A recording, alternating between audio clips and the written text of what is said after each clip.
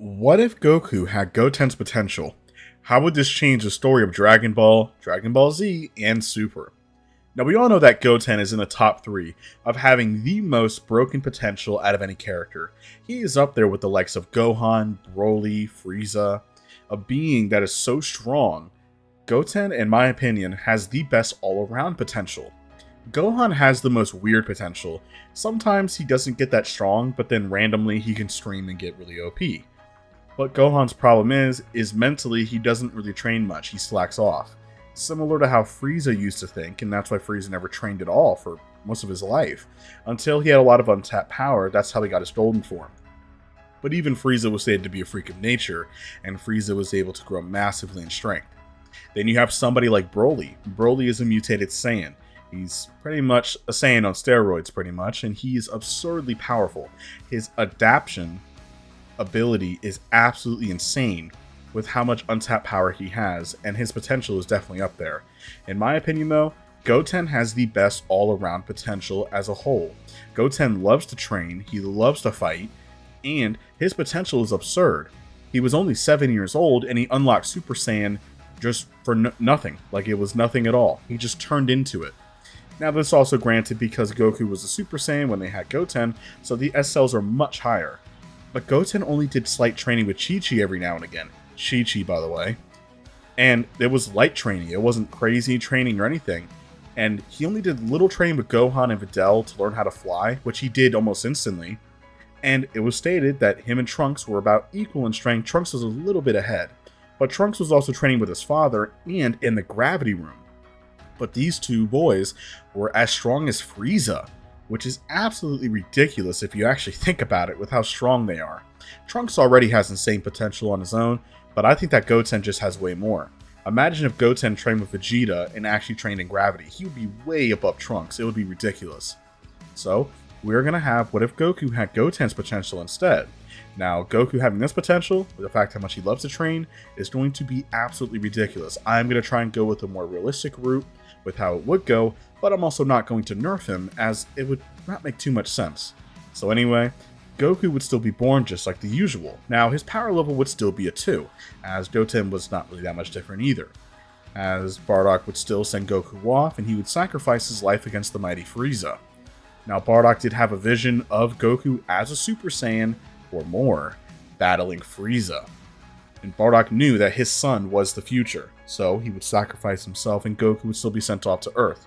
Now Goku would land and still meet Grandpa Gohan. Now Goku's still an infant, so the head injury would still happen, thus making Goku a happy, loving child. Now this is where some things are going to get iffy.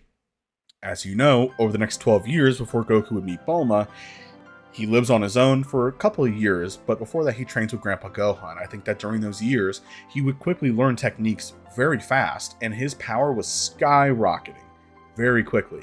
Remember, Grandpa Gohan was teaching Goku, and Goku knew martial arts pretty well, and Goku already had a power level of around 10 or so by the time he met Bulma. Now imagine this version of Goku. Now power levels are kind of thrown out the window for how strong Goku would actually be. But Grandpa Gohan more or less taught Goku the basics of to defend himself and to also survive on his own. Now sadly we know that Goku would have turned into a great ape. And even if Goku even had a power level of 1,000, which is way nerfing him, even if he did, that would be over 10,000, he would completely annihilate the whole planet as everybody would be killed. But we're going to say here that Grandpa Gohan had enough energy to catch great ape Goku off guard and cut off his tail, as that was the only thing he was able to hit, and that's how Goku was able to turn back. The only other way is if Goku never turned into a great ape, or Master Roshi sensed the power level, and he either found out that it was connected to the moon via Grandpa Gohan, that Goku turned when it happened, so they destroyed it. That would be the only way. So we're going to have to go down one of those 3 routes, that's up to you, but I don't think that Grandpa Gohan would survive. So we're going to go with that Grandpa Gohan was actually able to remove Goku's tail, and it was the only thing that he was able to hit on Goku as he was not in his right mind, and Goku would be transformed back. Unfortunately, Grandpa Gohan would pass away and Goku would survive on his own. Now Goku would keep his exercise up, but he was more or less just surviving on his own, enjoying life. Now how strong is this version of Goku? Even lowballing Goku, who's 12 years old, mind you, and the fact that Goten was only 7, yeah. Also to mind you, Goku has all the S cells that Goten had as well. So once when Goku meets up with Bulma, we're not going to stress his power level just yet. But once when Goku, and also in reality, if you talk about power levels, Goten at 7 was already past Frieza. So past the Frieza arc, power levels are redundant. They don't really matter no more. But I will say that Goku, by the age of 12, already is around the same power level as Frieza. And that's lowballing it too. That's absolutely ridiculous that he is as strong as Frieza and he's only 12 years old. So we're going to keep that there because he didn't really do too much training. He more or less was just living and surviving. He was still keeping in shape, practicing. But come on now. Goku being as strong as Frieza in the Dragon Ball arc is absolutely ridiculous. So Goku would meet up with Bulma just like before. She's still searching for the Dragon Balls. This time around when she tries shooting him, it doesn't even bother him. And he would just flick her car away. Kind of funny. But they would quickly become friends and Goku would have the 4-star Dragon Ball. Now, Goku would agree to help Bulma, where they would still find the turtle and give him seawater to help him, and they would meet Master Roshi. Now, there's one problem though. Goku does have this extraordinary power, but he doesn't really know how to use it all. As remember, Goku doesn't want to accidentally destroy everything. Goku was not really... Dragon Ball was really shown to really control your energy a lot more. Goku hasn't learned that. As of course, with the next generation and the generation past that, controlling energy was way more natural. They could just naturally control it way better. And they definitely did have Gohan help Goten at least control his power. Or even Piccolo if you wanted to have him there. So Goku's absurdly strong either way, doesn't matter. Master Roshi would be absolutely shocked with how strong Goku actually was. It was kind of shocking. He never thought that it was almost like a god. He never thought a being would be that powerful. So Master Roshi knows that Goku has all this ocean of power, but he struggles to control it. Goku always has to hold back. So Master Roshi would still give him the 3-star Dragon Ball and the Flying Nimbus as rewards for bringing the turtle back. Now Goku and Bulma would have still started their search for the Dragon Balls, but I think before this would happen, as remember, this all happened within the span of a couple of days. I think that Roshi would then tell Goku that once when you find these Dragon Balls, or whatever happens, maybe you can come back and I can teach you to help control your power better, which Goku would instantly agree. So they would have still defeated Oolong and given the 6-star Dragon Ball. Now Oolong would have tagged along and they would have met Yamcha. Now even though Goku was completely exhausted and he was hungry, there is absolutely no way that Yamcha, even though he's super powerful as we all know, he's a god, could touch Goku. Goku would absolutely just flick him away and nearly kill him, but he would survive and he would secretly follow them on their quest.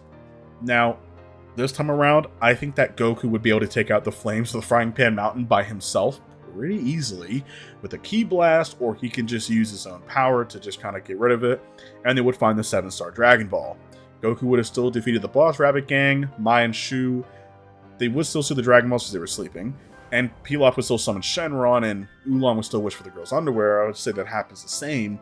It's just remember that Goku did not need to turn to a Great Ape here. Now, Goku originally, he lost his tail now, so he will not turn into a Great Ape like he did in the original. If he did, say goodbye to the world. Goku here would easily just escape out of Pilaf's castle. In reality, I don't even think he would even be kidnapped. He would just absolutely annihilate them, and he would have defeated them. Now, once when they do become students, Goku and Krillin would then work together and work with Master Roshi. Master Roshi knows how strong Goku is, so his strength training doesn't go that too far with Goku, but he still tries. But Goku's easily just too strong. He could easily push through any of the strength training that Roshi has. Krillin is left behind beyond in the dust, but this does give Krillin more motivation to get stronger. Now we know that Goku by this point had a power level of right around 50 or so, around 40 to 50. Krillin was pretty much the same, around 40 to 50. So Krillin having more persuasion with Goku and having more motivation, I think that Krillin would get kind of a nice glow up. I think that Krillin would get pretty decently stronger. Now, we know that Goku was around in the 80s to 100s when he fought Roshi, but that's later on, the next 7 months. And of course, this is when Goku actually fought Master Roshi in the 24 Sword Martial Arts Tournament, and he fought him pretty well, as we know. Now, Goku, for the 7 months of training, his power level is only rising way faster. He's already far stronger than he was at the Frieza level.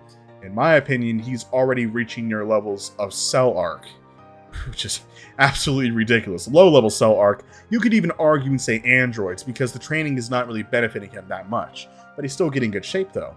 But Goku is doing different kinds of training. Not as much strength training, more or less mental training. Training is energy, as Roshi knows that this would help Goku utilize his power even more. He has all the power he needs of a god. Why would he really need strength training?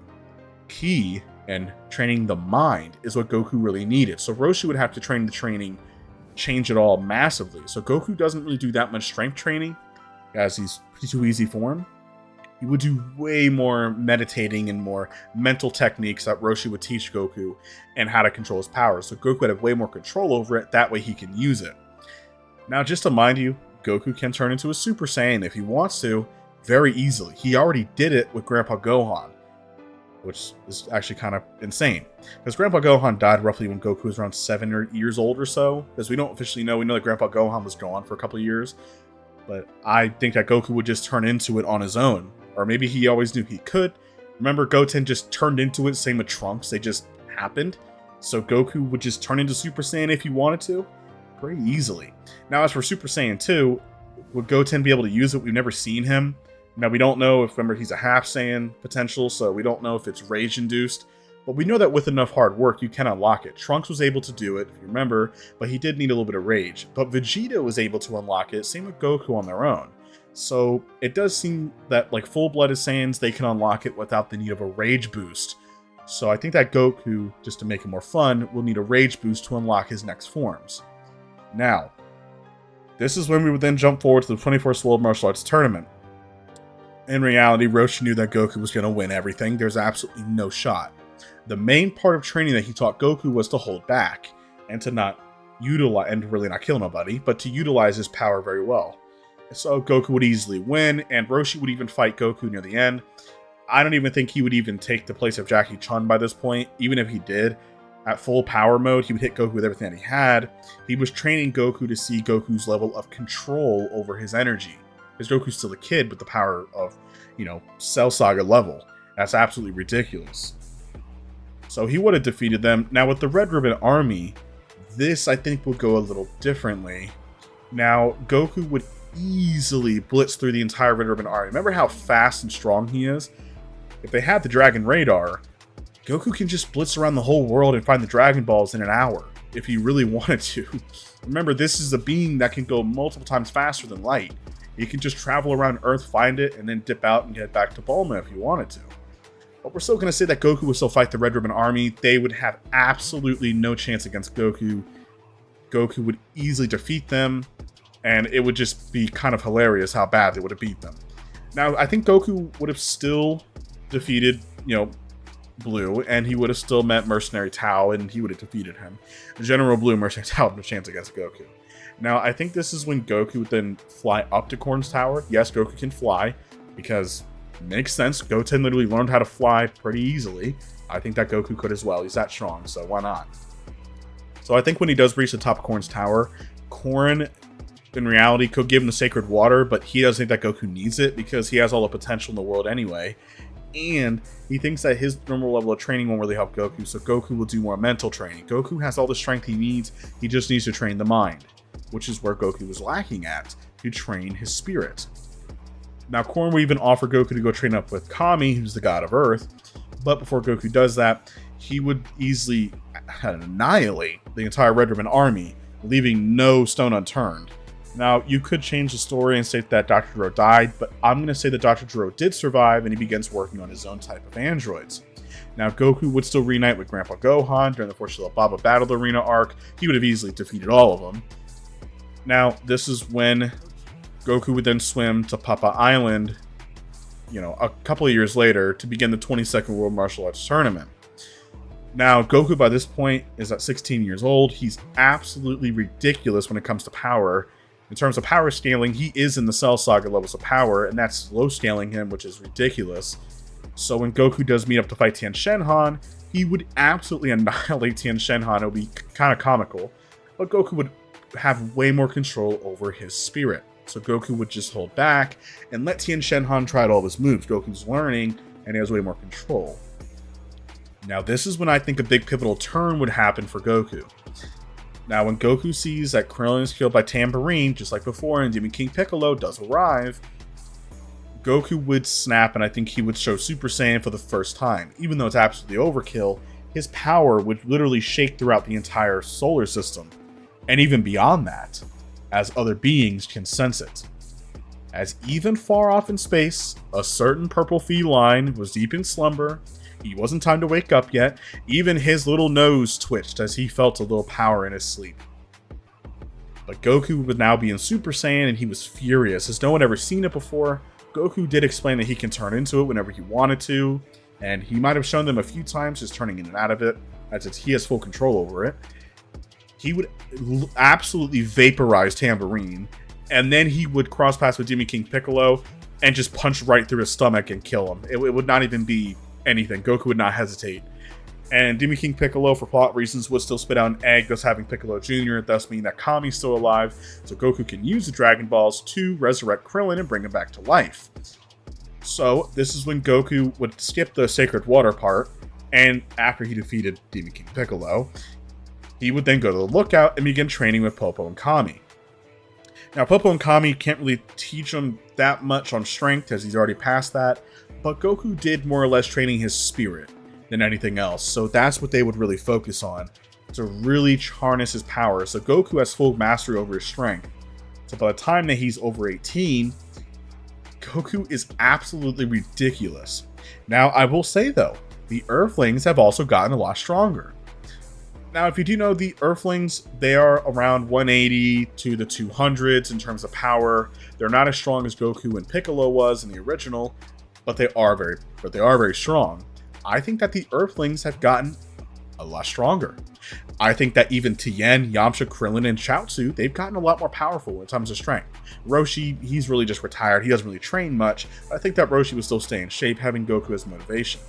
But beings like Tien, we don't know the official power levels. You could go back and look at it, but just from what I remember, I know that they were in the 100s, 180s, even low 200s. I think with having Goku around as a motivation to get stronger, I would even put them in the 300s. With Tien, Yamcha, Krillin, Chaozu's not in the 300s. You can even put him in the hundreds if you want.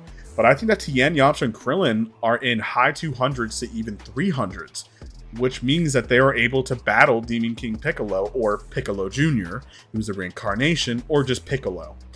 They would actually be able to give him a good fight, as we know that Krillin fought Piccolo, and he actually did really well. We know that Yamcha did too, and he was another hand or whatever, and then Goku fought Tien, and he would have easily defeated him. But yeah, Piccolo would actually have a pretty tough time against them, but I think Piccolo would have more abilities that he could use that they're not ready for, and they would have still been defeated, but they did give a really tough fight to Piccolo, and really pushed him.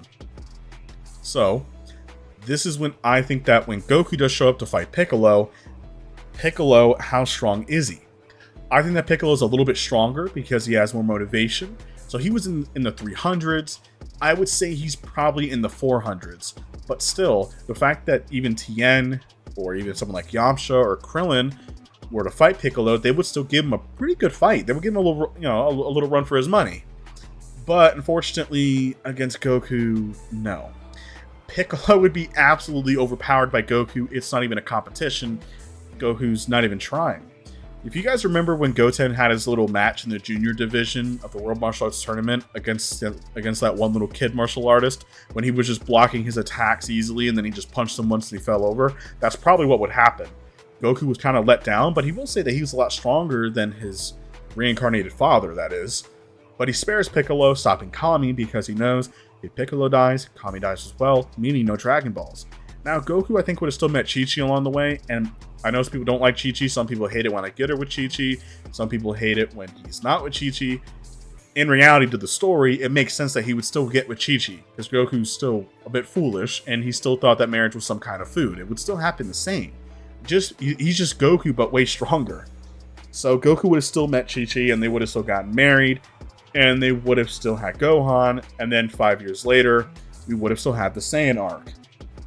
Now, what about Gohan? Well, the fact that Gohan would have even more potential than Goku, or you could say for plot reasons that Gohan's the same. His potential is already inhuman as is. He can just train him a couple times and be as strong as a blue level character. But yeah, I feel like Gohan would even have more potential than before. You could argue that maybe it's not as high as Goku since he's the main character for the show. But I think that Gohan would kind of follow the same suite, in my opinion. I think that Gohan, and this might go against some fans with a grain of salt, please. I think that Gohan will have even more potential than Goku has here. That's the whole point of Gohan. Gohan has more potential than Goku. He just doesn't have the fire inside of him like a Saiyan to train and etc. He's more gentle-hearted. Gohan will still be born with power level around 2, and after the next 5 years, Gohan was around 4.25, I believe, like about 4.5. And he would have still met Bulma and his friends. And remember, Gohan wasn't really down to train much. Remember, he was, kind of useless because he was only 4. And Chi-Chi was all over Goku about how, oh, but you don't need it, you're too strong anyway, and Gohan needs to study and be a scholar. Well, Raditz would still arrive, and no, Raditz does not have any insane potential. Goku's the only crazy one. So once when Raditz does arrive, and I think he would stand for power levels, he would see power level of around 1000 because Goku's holding back massively. And he would still stop and see Piccolo for a little bit, but then be let go. Piccolo would secretly follow Raditz and kind of stay behind and kind of watch and see what happens. But he knows, just judging of how strong Raditz is, that Goku would easily annihilate him. It's not even a competition. Piccolo's training very hard. Piccolo has gotten a lot stronger. Piccolo is holding back though, but we'll get to this in a minute. I think what would happen here is when Raditz meets up, just like before, and when he tries to hit Krillin away, Krillin would block it. I know, this sounds crazy. Now, he can't really get a full gauge on Goku's power level because he's holding back, and Goku would let the others jump in to see how they do. Goku knows that he could beat this guy pretty easily, but he decides to let the other guys jump in. He also knows that Piccolo's there. Remember, Goku's really been focusing on energy and more meditating. His ki sensing is way higher than normal. He could sense that Piccolo was nearby. Krillin would actually be able to throw hands with Raditz a little bit. I know, this is crazy. Krillin over the past 5 years has trained extensively. Even, Tien and Yamcha on their own paths, but they're not there right now. But Krillin has really been putting in the effort, same with Yamcha and Tien, to grow in power. As they even went up to Kami's early for those 5 years, Krillin went up there personally, as Master Roshi gave a good shout out. And Krillin would even train in the Room of Spirit and Time. Though he couldn't stay in there for the full year, it was too much mentally, but he was able to stay in there for a few months. It was the hardest thing he ever had to do, but he wants to be strong like his friend and his ally Goku, and he doesn't want to be a waste, and he wants to become as strong as he can be. That's his goal. Same with Tien and Yamcha. Though Yamcha's kind of slacking off because, he kind of was following a baseball career, but still, mainly Tien and Krillin. And Yamcha, I think, would still kind of keep up his training, though, having motivation with Goku. But Krillin would then throw hands back and forth with Raditz. Raditz was a little surprised. He was holding back, but Raditz would then tap his scouter as Krillin would then go to full power. Raditz would be shocked and say, an Earthling has a power level of 900? That's absurd. Now, Krillin would then begin attacking Raditz, and Raditz, of course, is still stronger than Krillin. He's around 1,200, but Krillin's holding his own. He's actually able to throw hands with Raditz, and Krillin has techniques. This is when I think Krillin would then use the Solar Flare technique, blinding Raditz, who was not prepared for it. Krillin would then throw a Kienzan, a Destructo Disc. Remember, he was in the Room of Spirit and Time for a lot longer, so he would be able to learn this technique and throw it right at Raditz. Now, Raditz wasn't really prepared for it, but he would just have enough time to dodge it, but it would cut him pretty bad across the chest. And Raditz was pretty wounded, and this would cut right through his armor. And Raditz was lucky. If he even stated himself that if he had not dodged that, it would have cut right through him and he would have been cut in half. He would have been dead. Raditz knows that he can't hold back anymore, so he would then charge up a full-on Double Sunday attack. As Krillin used up a lot of energy in that Kienzan throwing it at him, he would then hit Krillin with it. Krillin was able to block it, but Krillin was pretty badly wounded, but he would then fall as Goku would then stop him. Goku would then tell him how proud he is of Krillin, and that's incredible. As Goku did not know how strong Krillin was until recently. Like, he got that strong in such a short amount of time. Krillin, that's incredible. And Goku would even tell Piccolo to step out, and Piccolo would state that let him have a turn. As Piccolo wants to have some revenge. And also Piccolo's here randomly because he's a weirdo, but this is when Piccolo, I think, would fight Raditz. Raditz is in some trouble, since Raditz would then see that Piccolo's even stronger than Krillin. Piccolo has been keeping up his training. This guy has been training intensely. People be dissing on Piccolo, saying how busted his potential is, but remember, Piccolo's been training with so much more motivation since Goku was around, thus making Piccolo as strong as Raditz. I think that Piccolo is very similar. Either 1,000, which is 100 less than Krillin, or 1,200. So, and Raditz is already injured, so Piccolo would easily overpower Raditz, absolutely annihilating him. But I think before Piccolo would kill Raditz, it would still be a tough battle. But I think that Piccolo would be able to defeat him. Raditz doesn't know the fake moon technique, so there's no moon around, so how would he turn into a great ape? And even if he did, Goku would stop it, or Krillin or Piccolo would just use, or Piccolo would use special beam cannon and kill him. Now, before Piccolo would kill Raditz, Goku would then grab his arm, stopping him, telling him no, we'll give him one chance. He would then tell Raditz to give up. He would then tell Raditz that in reality, he technically hasn't killed anybody. True, he had bad intentions, but this is your one chance to change. Now, Raditz doesn't believe this, as he believes that, listen, you all may be very powerful, and maybe even you're powerful too, Kakarot, but it doesn't matter. The other two Saiyans, even Frieza, they're far beyond me. Even the other two Saiyans are 10 times my strength. There's no way. This would surprise Piccolo and Krillin a little bit, but Goku would then show him Super Saiyan. And Raditz's scouter would instantly implode, as it would shoot past the 20 to 30,000 range. And he was absolutely shocked that Goku was the Super Saiyan. The legendary Super Saiyan is standing right in front of him. This is when I think that Raditz would then give up, as he knows that he can be no match. And Goku would then give Raditz a helping hand. He would then explain to Raditz that, listen, I get a feeling from you that you didn't really want to do this. You were forced to, weren't you? Remember, Goku's spiritual side is way higher. He can sense people's emotions better. He can sense energy better. He knew that Raditz's heart was not truly in it. He was just doing as he was told, like a puppet. But who was the puppeteer? Raditz explains that the other two Saiyans, they made him come here to try and recruit you. This is just the Saiyan way. But in reality, if I didn't recruit you and I went back, they would have killed me. And Goku states, well, you'll be safe here then. Now, everybody was shocked by this, and Bulma even said, you want this guy who just tried to hurt us really stay here? And Goku says, yeah, he should be fine. He'll just stay up at Mount Paozu for now, and if he tries anything, I'll stop him. And Raditz would explain, I will not try anything, you have no worry. I can't match the Super Saiyan in strength, you guys are crazy. But Raditz would actually give his respect to Krillin and Piccolo, stating that you guys, for an Earthling, being that powerful, you have my respect. And he would even give respect to Piccolo. Piccolo didn't give a shit, but he would still respect it. And say that for a Namekian, I've never seen one as powerful as you. That's very impressive. Never met Nail, but carry on. Now that Goku would then have Raditz on his side, Raditz is alive. W's in the chat for Raditz. Raditz would then stay on Mount Paozu for now, away from everybody. But Raditz would be surprised. He would then admire how beautiful Earth is, and maybe the Saiyans will be coming here for sure, because they would have heard him yell out from his scouter about Goku and everything else, about how strong they were and everything more. They definitely heading their way over here out of curiosity. But he knows that his brother's a Super Saiyan. He could defeat these Saiyans easily. But that's not going to stop him. He's tired of being a useless Saiyan. He's just this is just not right. He would then one day head over to Goku and ask him to train him. He begs him, telling him that he wants to be powerful. Now, he admits that they do have a space pod which has the communications, and with Bulma's help, they would quickly decipher it, and Bulma now has the communication with the whole Frieza Force, secretly. She would then learn that Vegeta and Nappa will be over here in about a year's time. Now, Goku never went to King Kai, so he doesn't know about Kaioken or Spirit Bomb. He doesn't really need it. And Raditz would then explain, please, I'm begging you to train me, and because I want to be strong enough to fight them on my own. Goku would respect it, so Goku would begin teaching Raditz for the whole year. So Goku doesn't really do that much training. He does spar, of course, but in reality, he's really just doing more serious training for Raditz. And he would even take Raditz up to Kami, as Goku's a pretty decent teacher, but he's not the best. But maybe there's somewhere that they can go to really learn.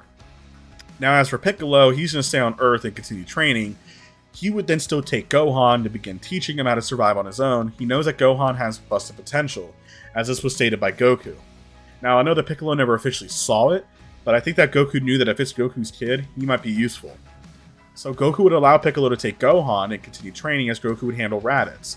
Now, while they were heading over with Kami, Kami explains that there is one teacher that could really help them. Now, this is when Krillin, Tien, and Yamcha would show up, and they want in too.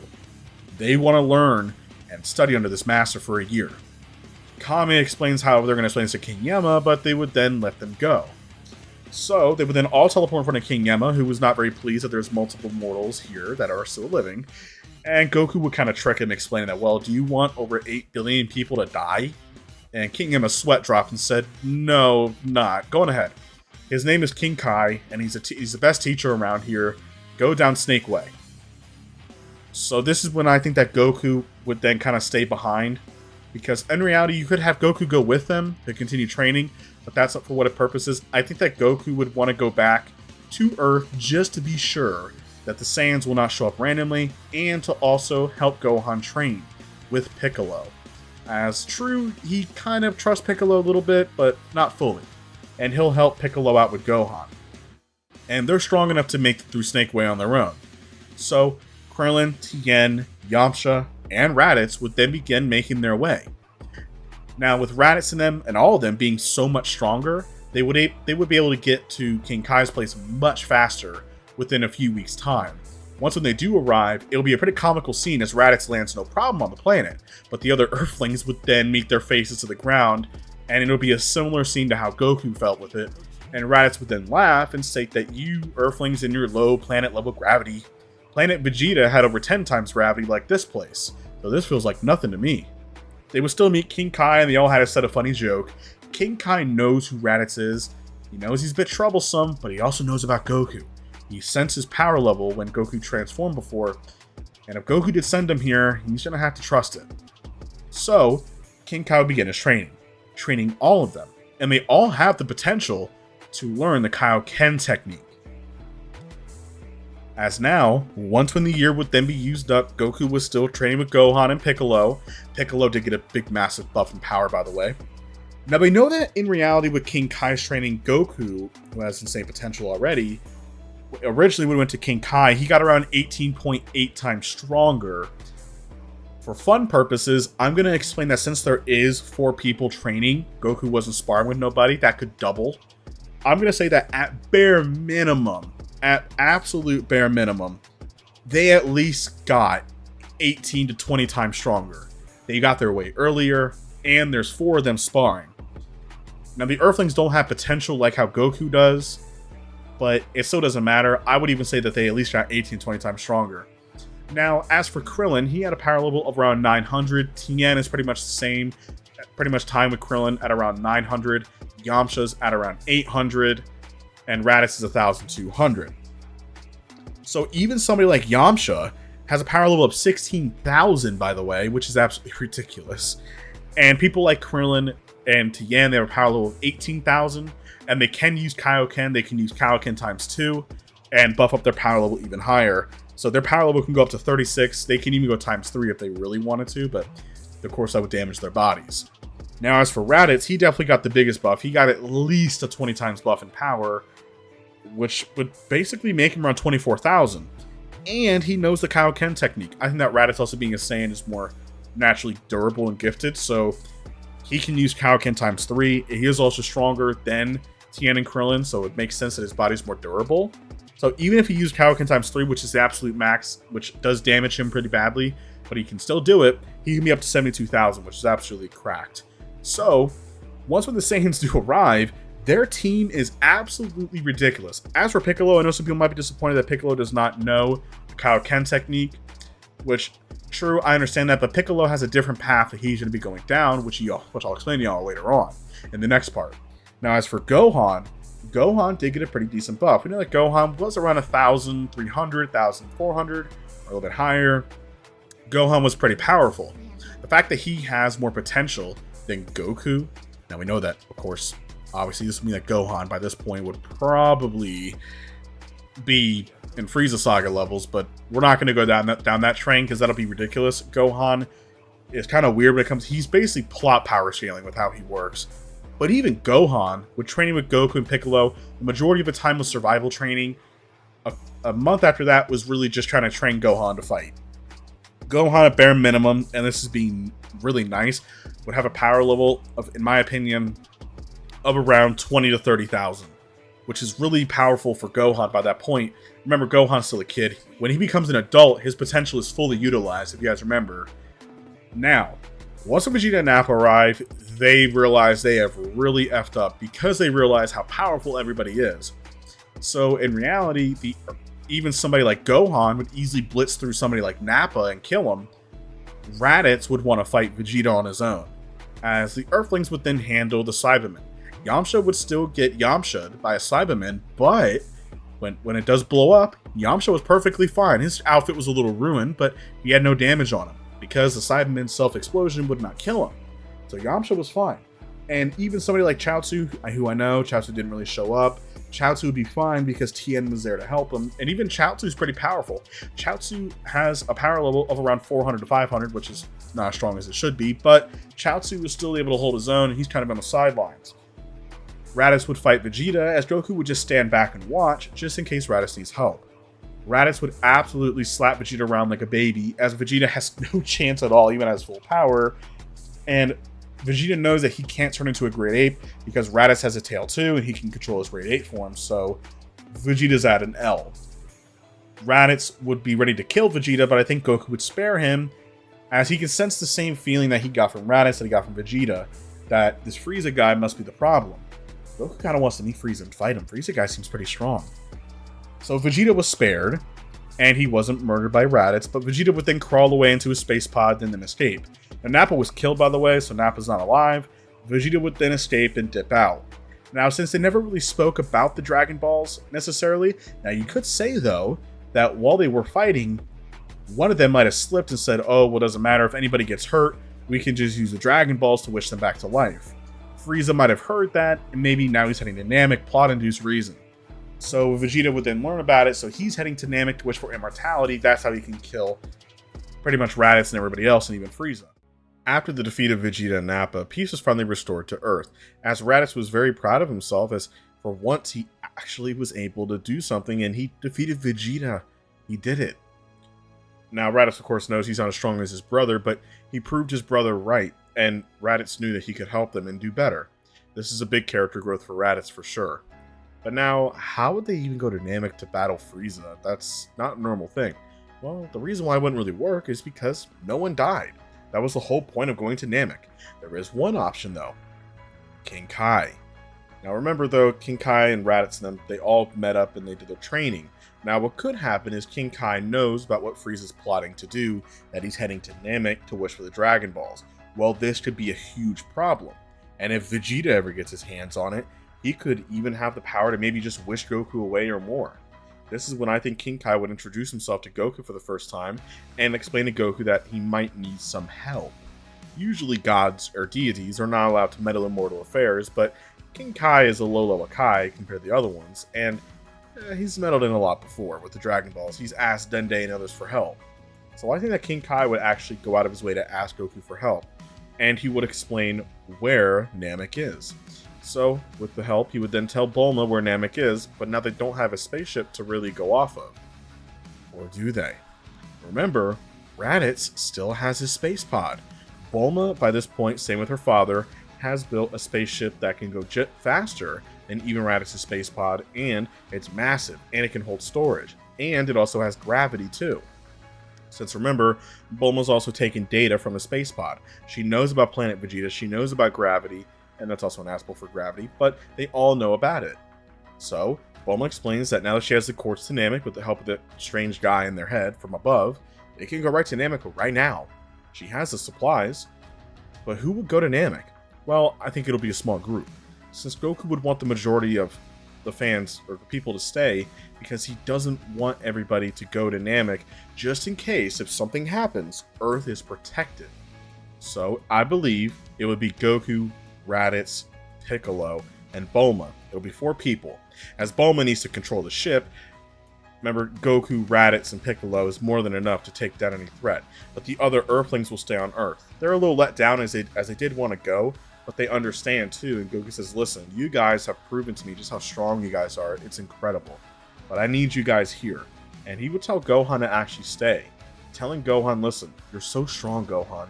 I need you here to work with the others to protect the planet in case something happens to me and your uncle or Piccolo. If anything happens, you need to protect the planet Earth and to protect your mother for me. Alright? You're in charge of protecting Earth while I'm gone. That's a big responsibility on Gohan and the others, but they will take this responsibility to the max. So they agree, and they would just stay on Kami's lookout for the time being, and Gohan would just stay with Chi-Chi for now, and of course be raised. So Goku and them would then take the trip to Namek. This means that they did leave earlier, so it means that they would arrive just about a day or so earlier. It wouldn't really change too much. Now, Vegeta was still there as he was still having his goose chase running around trying to find the Dragon Balls. It was the same exact part at the original Namek arc with Vegeta and them as he fought Doria, killing him, since Vegeta did get a pretty beefy Zenkai from getting beat up by Raditz. His power level was being around 24,000, and so he was actually able to toss Zarbon around a little bit until Zarbon would transform and he would defeat him. Now, Vegeta did get a little buff. He went up to about over 30,000 or so, and I think the event with the ship would still happen, but by this point, Goku and them would have arrived, and we know it's a little bit of a messy part where they all go together, chase up the Dragon Balls, but since Goku's here, he can instantly sense Frieza's power, and he was surprised with how strong Frieza was. Frieza was definitely the strongest being there, other than himself. Goku would then explain that, listen, why don't we try helping Bulma search for these Dragon Balls? So, Raditz and Piccolo would then team up and go on their own to go search for the Dragon Balls. So this is when I think that Piccolo and Raditz would then meet up with Elder Guru. And Elder Guru, they would have also met Nail as well and Dende, and they would have met him, and I think they would have had their potentials unlocked. I don't think that Goku would have been there to have his potential unlocked, and I don't really think he needs it. Even if he did, he would just get even stronger, and so it doesn't really matter anyway. He can just train for a day and get super OP anyway. So Raditz and Piccolo actually got a massive bump in power. Now, if you guys remember, Raditz was comparable to Vegeta, and he was stronger than he was, being able to overpower him. And on top of that, with the Kaioken technique, Piccolo was in a similar ballpark as well, as he was able to fight Nappa and beat him. How strong would they become because of this? Now remember, Raditz also got a Zenkai, and they've been training too with Goku. Goku's been training them in gravity. How it would work is pretty much there's the second floor, which when you go down is the gravity room. Above that is the control room where Bulma does her thing. So they've been training in gravity. Well, how strong would they all become? Well, we're just going to say for what purposes that Raditz's power level was around 30,000 after he got a massive Zenkai after fighting Vegeta. Using the Kaioken does strain him a lot. Piccolo also got a pretty big jump in power as well, but how strong would they all be? Even after having their potential unlocked, I think that Raditz and Piccolo easily will be around the same strength as Goku when he arrived at Namek, if not stronger. So I'm for safety, I'm just going to put Raditz at around 100,000, and Piccolo, remember he got his potential unlocked, I'm going to put him, I would roughly say at around, I would say around 70 to 80,000. Raditz is still a little bit stronger, but Piccolo's right there too. Because remember, Piccolo is a prodigy, some people sleep on Piccolo's natural potential. So Goku was actually going on his own. Goku wants to fight Frieza first and find out where Vegeta is so he can stop them from using the Dragon Balls if they even have any. Remember, there's only one Dragon Radar.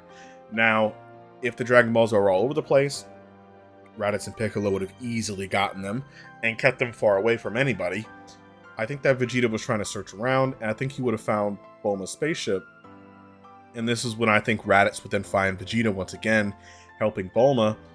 As no, Raditz would not be in a relationship with Bulma. I'm just going to get that clear and out of the way. That will not be happening. But Vegeta would be shocked to see Raditz was there, but he was also shocked to see how strong he was. Now, Frieza would not have called the Ginyu Force by this time, since the Ginyu Force has not arrived yet. They're about a week behind. So, Raditz also explained that even Kakarot is here, or he might even say Goku, that Goku's here, and if he tries anything, you know what's going to happen, and I can beat you easily by myself. So would Raditz kill Vegeta? I don't think so, since I don't even think Vegeta would try fighting him. I think Vegeta would just dip out. Vegeta's not a fool. He can't fight Raditz or Piccolo for that matter, too. And if Kakarot's here, there's no way. But maybe he can use this to his advantage. Maybe while they're all busy fighting Frieza, he can find those Dragon Balls and find a wish, and then get immortality, then they can't kill him. So what are they going to do? So that's what Vegeta would try to do, searching for the Dragon Balls, but we all know how that goes. Now, by this point, Goku would have already arrived at Frieza's ship, where I think Vegeta would have been heading to, but he knows that Kakarot's there, so he would have kept his power level hidden and stayed out of the way to try and find the Dragon Balls that Frieza has stashed. Now, if you guys remember, though, Frieza was able to collect some of the Dragon Balls back and get it back from some of the soldiers, so Goku would have met Frieza for the first time. Well, with Goku and Frieza meeting up, Frieza was surprised to see another Saiyan there, as he could instantly tell he does recognize him from somewhere.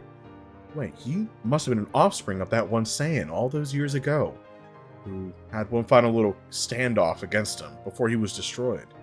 It must be. But Frieza was not really interested. Goku would then explain that your job here is done. I'm going to give you one chance to get off this planet and to never come back. Frieza would of course laugh, as this was a joke, right? He can't match him. Remember, Frieza can't sense power levels, but he does have his new scouter, so he would use this to tap on a scouter to sense Goku's new power level, and Goku suppressed was at around 50 to 60,000. He was holding back. Frieza was impressed. He was very powerful, but Frieza's power level was 530,000. Not even the scouter could read that. As Goku would then smirk and state, "No, I don't need a scouter to read your energy. I can already sense it. And I can beat you with one finger." Now Frieza was getting tired of this insolence. As he would then get out of his chair and power up, he would then charge forward trying to hit Goku. Goku would then catch his hand easily and deliver a massive punch right to Frieza's stomach, shattering his armor instantly, launching Frieza back as Frieza was stumbling over, similar to how Cell was when Super Saiyan 2 Gohan gut punched him before. Frieza has never taken... It was only one strike. How does he have this much damage? He's never been hit that hard before. Ever. Not even by his own father. As Vegeta was shocked, seeing how easily Kakarot was overpowering Frieza, but it's not too far off. He remembers that Kakarot, he's something else. He's Super Saiyan. He is a Super Saiyan. There's just no denying it. He has to be a Super Saiyan. Now, Vegeta already heard about it before, but remember Vegeta, whenever at this point, he thought everything was a Super Saiyan. He thought even he was a Super Saiyan. He even thought that Gohan could be a Super Saiyan, but he threw that one out the window. He even thought that Kakarot was a Super Saiyan just from seeing him for the first time defeat the Ginyu Force. It was ridiculous. So Goku would then tell Frieza, "Is that all you got, Frieza? I heard you were the most powerful being in the universe. If that's all you got, I'm pretty disappointed." Frieza, of course, would then hit the ground and then stand back up and explain, "No, I've been holding back my power. I have 3 more transformations past this one." Now, of course, Frieza's lying. Of course, he can just jump forward more if he wanted to, into his final form and his full powers class as a form, but Frieza would then go into his second form, getting massive in size. Now, Goku was a little impressed seeing how Frieza's power level did jump well over 2 times higher, but that's not enough to beat him at all.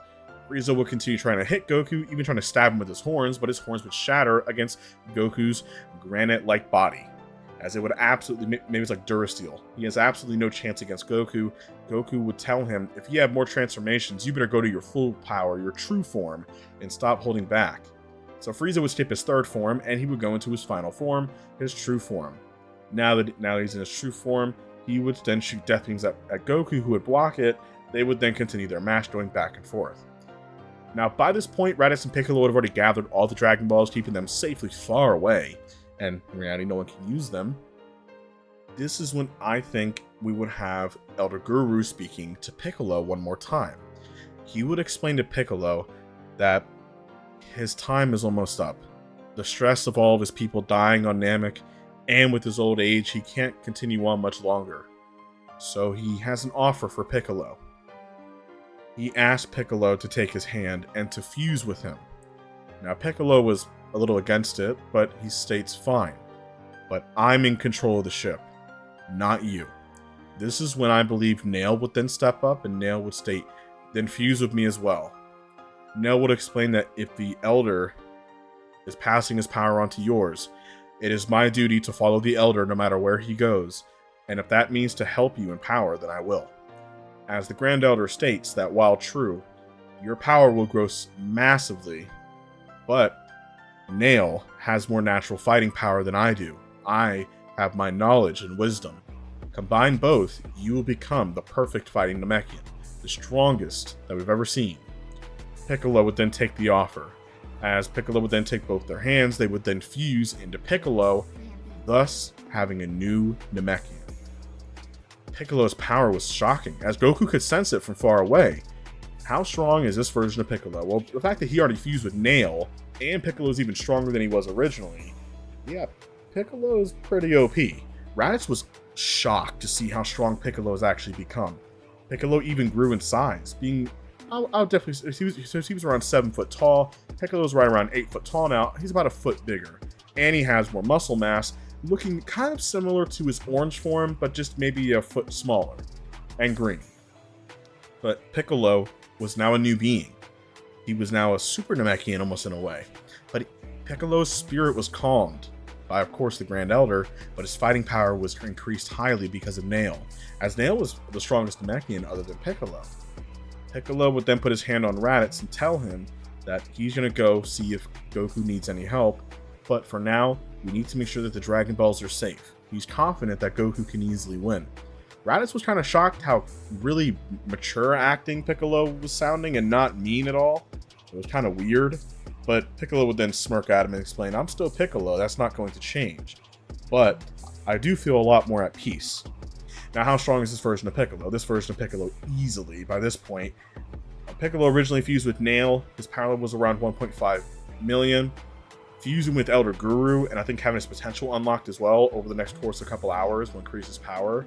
He would easily be, in my opinion, fight me if you want, easily 10 to 20 million, thus making him way stronger.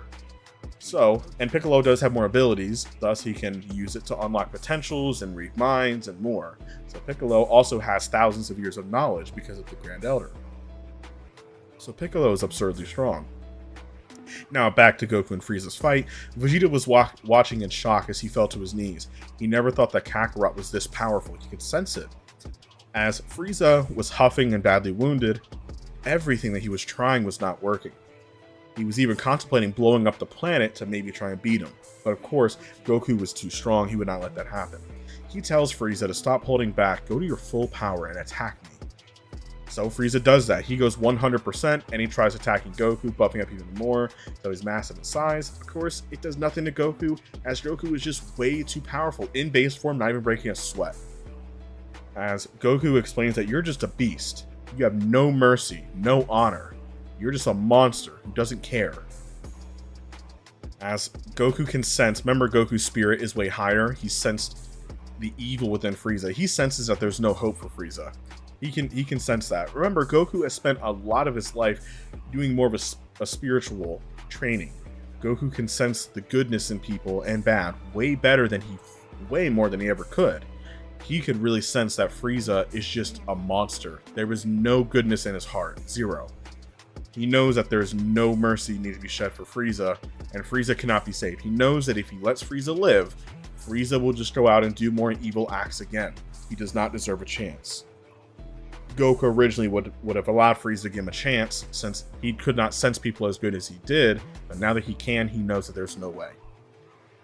Now, Goku would then show Frieza why they're so far apart. Goku would begin powering up just his base form, as it was shaking the entire solar system and beyond that, multi-solar system, as he's already in Buu Saga levels of power easily. As Goku would then transform into a Super Saiyan, shocking Frieza, and Vegeta was absolutely frothing out the mouth as he never thought that a power like that was even possible. The only pressure from that kind of power that he remembers was that of Lord Beerus from his childhood, was the only other being that had pressure like that. Frieza had no chance, as Goku would then aim his hand right at Frieza, and he would completely incinerate Frieza with a single ki blast, killing him. Now, this does go against Goku's character of allowing people to have a second chance, but since he can read people much better, he knew that Raditz was not all evil. He was forced to do what he needed to do. Same with Vegeta. Nappa was a bit different. Nappa was a bit of a cold-hearted one. He didn't care. Frieza's way worse. Frieza had zero care. So, Goku would then have defeated Frieza. So peace was finally brought to the entire universe, and King Kai was shocked with how strong Goku was. Now, Goku wasn't as strong as Lord Beerus. Not yet, but he's getting pretty close. He's getting up there in power. The fact that he doesn't even have God Ki and he's that strong is ridiculous. Now by this point, since Goku has now defeated Frieza and peace is now finally brought to the universe, W in chat, what now? Well, what about Vegeta? Goku would have met back up with his friends, who they sensed Goku's power. They were shocked how strong he was, but they were not too surprised. They've trained with Goku, and they know just how strong he is, and they admire it, they respect it. That's just motivation for them to get even stronger. Goku was amazed to see Piccolo's new look. He's even bigger and meaner looking than before. And wow, he's got such a massive power up. He's way stronger than he was before. Even Raditz is getting a lot stronger. Remember, it takes a couple hours for the potential to really kick in and really boost your power. So Raditz was at 90,000. He's probably in the upper hundreds of thousands, maybe even first form Frieza level or higher. Now, this is when I think that Vegeta would appear, and he would probably talk a little bit of trash, but he knows that he has no chance. It's 30,000, they could flip him away. Raditz would explain why I shouldn't kill you right here and now. I think Goku would then put a hand on Raditz's shoulder and explain, no, let him go. He would then look to Vegeta and say, yo, now that Frieza's guy's gone, he ain't telling you what to do no more. You're allowed to come to Earth if you want, just as long as you don't do any more evil deeds, alright? See ya. So, Goku would then just take his leave, just like that. And that's it. They would then hop back in their ship. The Namekians would thank them, as remember Dende was then classed as the new Elder, or you can have one of the Namekians like Elder Guru did, class him as the new Elder. Now, I also think by this point too, they would have also had Dende come with them. Dende doesn't need water, so he's fine. And they would then use the Dragon Balls to wish back on the Namekians killed. The Namekians would then thank them. Now, there were 2 more wishes, though, as they say you can use it on whatever you wish, as Raditz was actually in some deep thought before they left. Raditz would then ask his brother, wait, brother, can I have a wish? Is that okay? And Goku can sense the good intention with Raditz, and he asks, well, what do you want? And Raditz would explain, well, it might seem like a long shot, but I want to wish our people back. And Goku was shocked to hear this, and Raditz explains, but listen, I understand the risks that we're taking. I know that a lot of our people were not the best, but think about it, brother. We were forced to be under Frieza's boot. We did whatever he asked. We were like slaves, pretty much. But now that we have a new sense of freedom, maybe we can use that to make them do good. And I can help them. I will lead them. I'm stronger than any Saiyan that there ever was, other than you, of course, brother, but maybe I can help. Goku thinks about it, but he can see the potential in it. And he says, Raditz, you're my brother, and I trust your judgment. And even Piccolo agrees too. Piccolo states, I trust you too, Raditz. If that's what you want to do, we're here for you. Remember, Piccolo's not more mature and nicer now. Vegeta was shocked to hear this, as Vegeta states, if Planet Vegeta is getting brought back, you know who's becoming the king, right? Raditz would then smirk and look at him, saying, well, you can damn sure try to overthrow me. And Vegeta would kind of back off. And Vegeta was his pride was shot. He's not going to fight nobody. And then Goku would then look to Vegeta and say, look, Vegeta, I know you've done bad things, but this is a chance for you to redeem yourself, and you're powerful.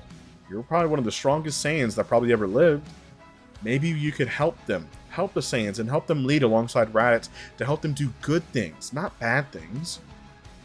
And Vegeta would kind of stay quiet and just say whatever, as Raditz would then ask Dende, and Dende would trust Piccolo's judgment because of Grand Elder Guru, and he would then state the wish. So they would then wish back all the Saiyans that were killed by Frieza, thus bringing back Planet Vegeta as well.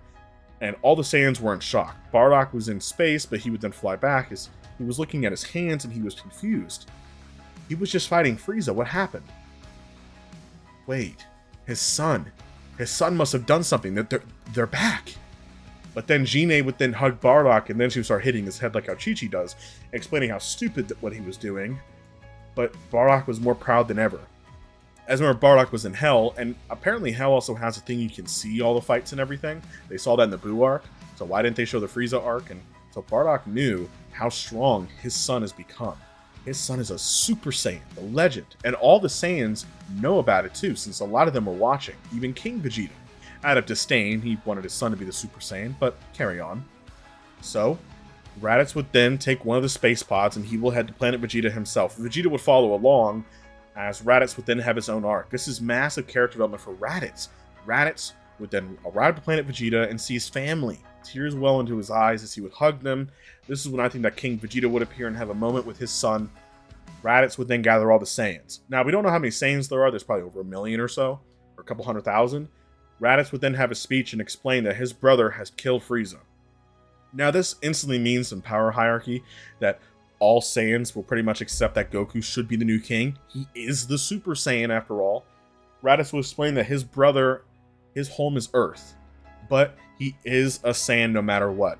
But I asked him if he wanted to be king. It is his right, as he defeated Frieza and no one can challenge that. But he declined, and he wanted me to become king instead. Now, some Saiyans didn't really care for Raditz. Remember, the last time they saw him, he was 1,200 low class. He wasn't, or mid class. He wasn't really anything special. And Raditz will explain, I will fight any of you right now and show you just how strong I am. As a matter of fact, tap those scouters of yours. Which the Saiyans would. Raditz would then power up as their scouters would then shoot past, way past 30 to 40,000. It would instantly shatter. As King Vegeta would then tell his son, you should go battle him, my son. Your power is similar to his, isn't it? And Vegeta, for the first time, would actually admit, no. Even though how much I hate to admit it, and I'll never say it to his face, but that low-class fool can kill me within a single strike. His power, he can fight all the Saiyans here if he wanted to, easily, and defeat us all. King Vegeta was shocked to hear that, but Raditz would then take his place as the next king. Now, I know that King Vegeta would probably try and attack Raditz.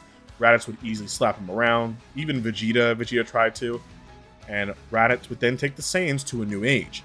Maybe even setting up deals to work with the Galactic Patrol. Because the Saiyans are fighters. They will always be fighters. That is their whole point of being alive, is to fight. So Raditz instead will work with the Galactic Patrol. Bygones be bygones. It's all over. Frieza's dead, so they'll let it go. They decide to work with the Saiyans, and Saiyans will now be hired bounty hunters. Bounty hunters and security. And Saiyans can also go after bounties as well if they want to go after anybody. So they'll pretty much be a version of the Galactic Patrol, just a lot more edgier. They're not heroes, or they're not a patrol. They're just bounty hunters, and the Saiyans love that. Because now they can go to planets and fight people and do whatever. They don't get in trouble for it. They can fight and kill people still, technically, and they get money for it? Oh man, that's awesome. And Raditz will now be classed as the new king, bringing honor to the family. Now, Bardock, I think, will be risen to High Council. King Vegeta will still be there out of respect. Vegeta would then follow suit, but I think Vegeta would probably leave Planet Vegeta for now, as he doesn't want to be there, as every time he looks, he just sees his past. I think he would go to Earth, and this is where I think he would probably meet up with Bulma, and they would still have their thing, and they would still get together. As for Goku and them, the next couple of years would be peaceful. Now, this version of Trunks is from the original timeline. This means that the version of Cell will be from the original timeline.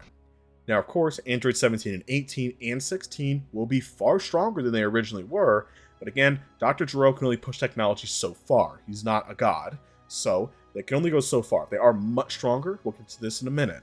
Now, after the 3 years of peace, Goku was enjoying time with Gohan and them, as then Trunks would still appear at the same place that he originally thought Goku was going to land. He doesn't see Goku there, so when he goes to fight Goku, the same scene would happen, and the same fight scene would happen too, with Trunks using Super Saiyan on Goku, surprising him that Trunks can go Super Saiyan too. So, this is when Goku would easily block his strikes with his finger, and Trunks would be shocked to see how strong Goku is. He could easily beat the androids. And Trunks would then give Goku the heart medicine in case he does get sick. And he would also explain where and when the androids will be arriving. Now, what will happen here is pretty much for the next 3 years or so, they would continue their training, continue with Gohan, Piccolo, and Goku. Now, Goku would actually tell Raditz what was happening, and Raditz explains, do you want me to send some of these Saiyans over there to help you? As Raditz has grown massively in power at this point too. Remember, he's continuing his training. Same with the Earthlings too. We'll get to the Earthlings in just a minute. But Goku explains, no, just leave them away from here in case anything happens. Since Goku knows that if these androids are as strong as they say they are, the Saiyans might not be able to do too much. And Raditz explains, okay, but if you need me to come to Earth, I will show up, no hesitation. And Goku thanks his brother for that. He truly does. So, most of the arc would go similar, with Goku meeting up, and he would then fight Android 19. Now, with 19, of course, Goku's easily overpowering him. Even though the androids are stronger, Goku's far above them. And Goku would still get sick with the heart virus, but he would easily kill Android 19 before he loses. Now, Goku's heart virus would then become too severe, because Super Saiyan is only accelerating it. Even if he was in base form, his power output is making it worse. So, Android 19 would have been destroyed, not Vegeta would have showed up. But now what about Dr. Gero? Well, by the time that Vegeta would have arrived, Dr. Gero already saw Android 19 be defeated, so he would have ran. And Vegeta would have chased after him, as Goku would have been carried away by Yamcha. As now, what about Piccolo? Well, I think Piccolo would try fighting the android, but he would escape. Remember, he lost pretty much all his limbs, almost. Pretty much his arm. And he would be able to escape because they can't sense his energy, and he would be able to activate the androids. Or would he? I think by the time he arrives at the entrance, I think Piccolo, remember, they're much stronger. Same with Trunks as well, everybody else is there. And even Gohan and the Earthlings are even stronger too. Well, they would find him before you can activate the androids, but I think what would happen here is Vegeta would then hit Piccolo away, same with Trunks, as he's in Super Saiyan, and it tell that doctor to activate those androids. Remember, Vegeta is cocky. He thinks he can fight those androids by himself. He's a Super Saiyan now. He wants to fight Kakarot next time. He thinks he can beat him, he thinks. But he wants to, and then he'll go back to Planet Vegeta, and he will take his claim as the new king of the Saiyans. Well, we know how this goes. When they allow the androids to be activated, Vegeta does one of the dumbest stunts ever, allowing them to be activated. This would then make Android 18 begin fighting Vegeta. Now remember, these androids are much, much, much stronger than they originally were. These androids here are easily second form Cell levels of power, which is a massive jump, tens of times higher. Vegeta would have had both his arms broken, but they would have spared him because they're not all evil, they're just being annoying. And none of the other people could really touch him. The Earthlings couldn't. Piccolo could hold his own. Piccolo's in similar power to Vegeta, maybe even stronger. This is before he fused, remember? Remember, Vegeta's also gotten stronger too. Everybody's actually gotten stronger. Vegeta's even stronger than he originally was because he has more motivation. Same with Piccolo. And even with Gohan too. Which Gohan, we'll get into Gohan's power in a little while. As now the androids would then be doing their own thing, with Android 16 following them, loving nature. Goku was still sick with the heart virus for the next couple of days, as you guys know. Now, this is when Cell would appear, and this version of Cell is still at the same strength he originally was, so Cell's actually kind of weak sauce, but when Piccolo meets up to fight him, Cell, I think, would take advantage of this and absorb his power a little bit, thus getting a little stronger, but Piccolo would be able to escape, and Cell would use Solar Flare escaping. This is when I think Piccolo would then go fuse with Kami, becoming way stronger, in my opinion, being near second form Cell level of power, thus being able to fight Android 17 to a stalemate, as Vegeta and Trunks are in the Room of Spirit and Time training. Now this is when Goku would start to recover from the heart virus, as he's starting to feel better, but the strain was a lot on him, but he was barely holding on, but he is getting better, as Chi-Chi was giving him the medicine, helping him at Master Roshi's home. So, Piccolo was exhausted after fighting 17, they would then see Cell, who would then absorb 17, nearly killing Piccolo, but Tien would then jump in alongside Krillin. Krillin would have still destroyed the remote as he was simping over 18, don't blame him. And Krillin would then jump in to try fighting Second Form Cell. Second Form Cell is shrugging them off, even though they are much stronger, it doesn't help, as Cell's just too powerful for them. He was just stunned by Tien's Neo Tri-Beam, and also Krillin blinding him using Solar Flare, hitting him with the Kienzon, which would actually cut his leg, but didn't really cut him completely off, he would just heal. With Cell being so much stronger, he would easily brush them off faster, thus meaning he would actually be able to find Android 18 within a couple of hours, as she couldn't hide as much, since remember, they distracted Cell for a while, giving time to escape. Well, unfortunately, Android 16 was already wounded, as he would try fighting Cell as she would try to escape, Cell would just slap him to the side. As Cell is more power hungry now than he ever was. Remember, this is the original version of Cell. He's absorbing way more powerful androids than before, making him more thirsty to become perfect, meaning that he's more ruthless in searching for 18. So, Cell would have been able to absorb 18, thus becoming perfect. As check out his perfect form. It's perfect. He's the most perfect being ever. Now Goku would have started recovering from the heart virus by this point, and he's now fully awake now, and he's back to normal, but he still feels a little iffy, but he knows he can fight Cell. He's pretty sure he can. He can sense Cell's power, and he was shocked at how strong Cell was, but he can probably fight him for sure and take him down. Now Chi-Chi was all over Goku about it, but Goku states he can. But he would then sense Vegeta and Trunks heading right towards Cell's direction. Now, Vegeta would really quickly realize how much of a disadvantage he's at. While true he is way stronger, even in Ascended Super Saiyan, he is nearing the powers of Perfect Cell, being the original, thus making him even stronger than Gohan and Goku was while they were in Master Super Saiyan in the original. Cell was still holding back massively, and he would have slapped Vegeta around like a kid. Even if Trunks went Ultra Super Saiyan, that's not going to do nothing either. Trunks would have been defeated, because he's perfect. This is when Goku would finally arrive, as he's rested enough. Goku would then go battle Cell. Now that Goku was there, he would then stare down Cell as he would tell Gohan to get the others away from here, and he'll fight Cell himself. This is what Cell wanted anyway. Who else to test out his perfect power against Goku? That was his whole point. And so Cell was shocked to see how strong these androids are. Dr. Gero surely knows his numbers for sure. as he would then square off against Goku. Now, how strong is Perfect Cell? Well, we're going to get to that in just 1 second when Goku is easily slapping Cell around in base form. So Cell was getting overpowered by Goku. Goku would then fire a Kamehameha, nearly killing Cell, only leaving one little cell left, his membrane, thus meaning that Cell can fully regenerate, becoming even stronger. Now, Goku didn't realize that Cell had the DNA of everyone else until afterwards. Cell would explain it. But even then, Cell would then clash, gut punching Goku as Goku would then gut punch him. Goku was holding back still, and it was still a pretty intense fight. How strong is Perfect Cell? Okay, fine. Perfect Cell by this point is easily stronger than Super Saiyan 2 Gohan. He is around the same power level as Majin Buu or Fat Buu, thus making Cell way stronger than the original, which makes sense. But this is the original Cell, but since the android is so much more powerful, he gets a bigger buff. After that was done, Goku would then smirk, as Cell was at his full strength in his super perfect form, hitting Goku with everything that he had. Goku would then smirk. He was impressed by Cell's power. Cell is incredibly strong. Now remember, Goku's training has been kind of weird. Goku's been keeping in shape, and even slight training makes him way stronger, but he hasn't really pushed himself in training in such a long time because there's no one to really train against. There's nothing to really push him, nothing to really feel excitement for. Now, that does not mean that Goku is not growing in strength all the time, but Goku's not growing as fast as he should be.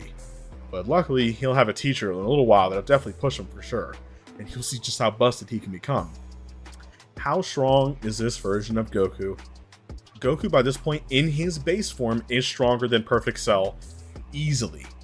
He's easily within Super Buu level of strength in base form, by the way. In base form. He spent a lot of time not really training as much. He's been training other people. Remember that. He still keeps in good shape. Even that warm-up training is making him that strong. And just natural growth in age. So Goku in base form is easily stronger than Super Buu. So yeah, Goku's absolutely insane for base form, by the way. So Goku would then easily overpower Cell, and he would then show Cell how strong he actually is. This is when Goku would then begin powering up to his full strength, showing Cell for the first time his full power. He would then burst into Super Saiyan, thus having power even stronger than that of Vegito, thus going Super Saiyan 2, and then for the first time, he would showcase Super Saiyan 3, which is not far-fetched. Dude, Cell was absolutely mind-boggled with how strong Goku was. Now, Goku could sense the two powers inside of Cell, and he knew that he might be able to save them. So with a massive gut punch, it would then force Cell to spit out 17 and 18, saving their lives. Remember, Cell's only had them for a few hours, so they haven't been fully digested yet. Remember, that's why Android 18 was able to actually be saved. So they were able to be saved, so Goku would then make Cell revert back to his first form. Cell was panicking. What can he do? There's nothing he can do. He can't stop Goku. Cell would then surprise Goku as Goku was in Super Saiyan 3, as Goku was not used to the form, but he would then jump out of it, as he would then see Cell begin to expand. And expand. And expand in body size. Cell would then blow up massively, and he would explain, even if you try touching me or moving me, I will completely incinerate this planet. What is Goku gonna do? He has no other options now. He can't move Cell away until he has an idea. Now his friends would have arrived by that time, as Gohan would then tell his dad to get away from Cell before he blows up. Goku would then look at his son and smile, and he would then look to Piccolo to make sure to tell his brother Raditz that he said goodbye. And he would then look to Gohan and tell him how proud he is of how strong he's become. Even Vegeta and others were watching. He has an idea. He would then use his power, as remember he's been learning to use more better ki control, to summon a sphere around Cell to keep him levitated, so Cell cannot move. But now what can Goku do? Well, Goku would then use this to get as far away from the planet as possible, as now Goku would then form a sphere around himself so he can survive in space a bit longer. As it was taking a lot of power to do this, Goku's not used to it, he would then lift Cell in the air, Cell would beg him to stop, Goku would then fly out deep into outer space. Remember, Goku's easily billions times faster than light. He would fly far out of the solar system, far out into the emptiness of space, And so he would then use all of his power, shaking the entire universe, to make sure to keep Cell's explosion contained, as Cell would then completely implode. And Goku would then use his own power to crush Cell completely, thus killing them both, so it doesn't matter. So both were completely destroyed. This means that Cell is completely dead, he's not coming back, so Cell's gone. Goku would then wake up in the other world. As he would then look around, he's a little confused, but he had his body. That's good. Now, Goku's never actually died yet, but it's not so bad. As Goku would then look around, he would then see King Yama, who would explain that Goku has his body, and he thanks Goku for what he did. As he tells him, if you want to go meet King Kai, the one who trained your brother, he's down Snake Way. Goku would get down there within about 5 minutes because of how fast he is. And after meeting King Kai can even teach Goku some stuff if he wants to. He wants to teach Goku the Spirit Bomb, if that's okay. Goku's fine with it, after he says a funny joke. Goku would then look around, as there's so much that he can explore down here. In heaven and in hell. He can fight a lot of people down here. This makes him excited. He can learn a bunch of cool things too. Now, unfortunately, back on Earth, everybody was mourning until Goku would then speak in their heads, even Raditz as well. And Goku would explain, hey guys, I'm so sorry about what's happened. And, you know, I'm back up here at King Kai's world, but I'm going to stay up here for a little while. Having the same speech that he originally had. He would then explain, listen, I'm going to stay up here, and I'm going to continue getting stronger. And there's some cool people up here that I want to learn from. But I'll come back soon, I promise. And so Goku would then fade away. This would only encourage them to be stronger by the time that Goku would come back. And Raditz would make his brother proud. And even Bardock and Genie were so proud of them, Raditz would continue training and continue growing stronger. Now for a little mini arc. Now by this point, as you guys can see, that the what if is nearly 40 minutes long, but we're not done yet. Hold on to your hats. This is a nice, long, delicious what if. So, what about during those 7 years? Well, we know that Goten would still be born. His potential would be, we're going to say pretty much the same as Goku's, because a good god, he's going to be nuts anyway. And Gohan, would he continue training? I think yes, because Gohan would have the motivation of his father telling him to keep getting stronger. Because remember, Goku didn't really see it yet. So Piccolo would start training Gohan and helping him. As for Raditz, Raditz is keeping his training up intensely, learning what he's learned from his brothers, getting stronger and stronger and stronger, implementing the gravity room. And I think what would happen here is we would have an arc to where Vegeta would then head to planet Vegeta once again, or it could be changed to planet Saiyan, or you can even change to planet Raditz if you want. We're going to just say planet Vegeta for easier reasons. I think Vegeta would arrive as he wants to take the throne as king. Now, we know that Vegeta's pretty comfortable on planet Earth, but I think he wants to regain his honor back and fight Raditz as a way of saying tradition. So I think Raditz would accept it, and those two would have their matchup. Now, would Vegeta beat Raditz? Well, this is during a couple years of time skip.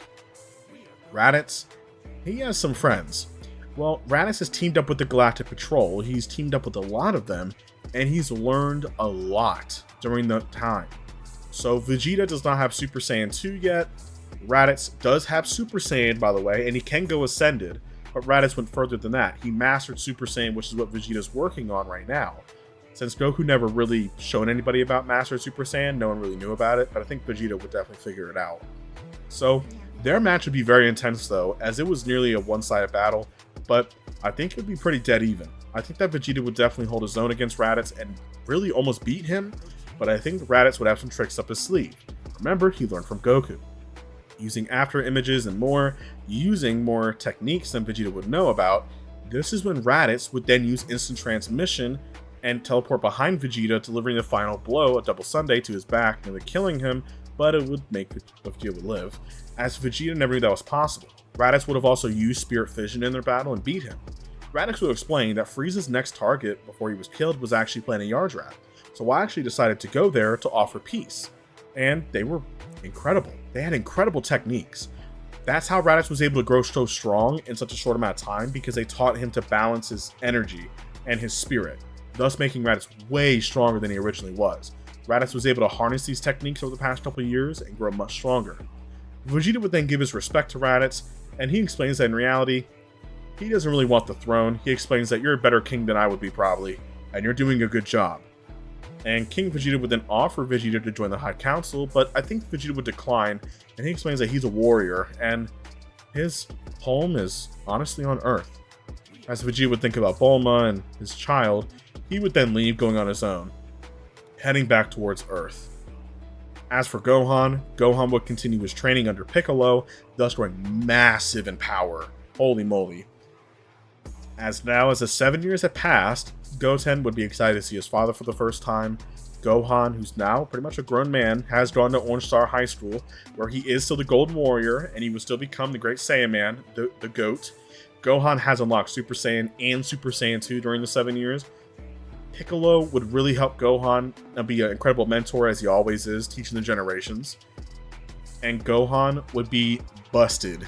We'll get into that one in the next part. As when the 7 years was up, they would then all arrive for the World Martial Arts Tournament. Even Raditz would have showed up with Bardock and Gene and some other people, just so they could all meet up and enjoy, have a good time. This is when Goku would finally land with Baba, as he was excited to see all of his friends and family once again. Our story last ended with Son Goku finally arriving for the 24 hours given the hands of Baba to see his family and friends once again. Everybody was so delighted to see Goku, as it's been nearly 7 years. Now, the same events would happen when everybody would have a lineup to go fight in the tournament, as Gohan would be stronger than he was in the original, because he did keep his training up, and same with Goten being insanely busted too. Now, Gohan would still go to Orange Star High School. He would have still met Videl and his friends, and he would have still became the Golden Warrior and the Great Saiyan Man, because he's the GOAT, so there's no point changing that in the story. Now, most of the junior tournament would have gone pretty much the same. I think the one difference here is potentially, the difference is that Goten would win. Goten has more potential than before, which is already kind of busted. And even if Goten didn't even have any different potential, so he's just naturally that OP, that would be absolutely ridiculous, because he has Gohan around to be training with more. Gohan is kind of similar to how he was in the new superhero movie, where he does focus on his studies, but he does train to keep in shape, stated by Piccolo, which is a busted thing to have. So Gohan can train lightly, but stay in fantastic shape. That's what I think what would happen here. So Gohan, not only did Gohan not get any weaker, he actually got a lot stronger over time, since his potential is even higher than before. And Piccolo promised Goku that he would train Gohan to make sure that he's prepared in case Goku's not around. Since Gohan was not as strong as he was in the Cell arc, that was kind of overtaken by Goku and etc. So Goten would be even stronger. So I think Goten could have had the upper hand on Trunks and defeated him in their match. I think Vegeta would also still be angry towards Kakarot, because he didn't think he would have a chance to fight him again, and now he did. So he would still have the same inner turmoil that he has today against Goku. So I think he would still have that. And the fact that he's losing his Saiyan self in his mind. He's kind of like a midlife crisis. Now, as for the Supreme Kai, he would have still arrived just like before and told everybody about Majin Buu. Now, Gohan would have still had his energy stolen, as he would have turned Super Saiyan 2. I think during the 7 years, Gohan would definitely have the ability to turn Super Saiyan 2, considering his potential is even higher than it was before, which is ridiculous. And he's been training. So Gohan does have Super Saiyan 2, and his power is absolutely insane. Easily as strong as Majin Buu, and that's lowballing him. So when they take all his energy, Babidi has more than enough to revive Majin Buu. But do I think he still could take over Vegeta to kind of distract them? Potentially, as Babidi wants to have as many people on his side as possible. But he didn't really care for Dabura after Majin Buu was created and brought back, because Majin Buu was way stronger than him.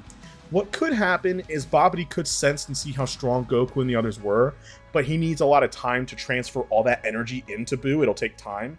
So they would have followed them to Babidi's ship. The same things would have happened with Yakon and Pui Pui being defeated, but Babidi needs way more time to diverse all this energy into Buu, since it's so much of it.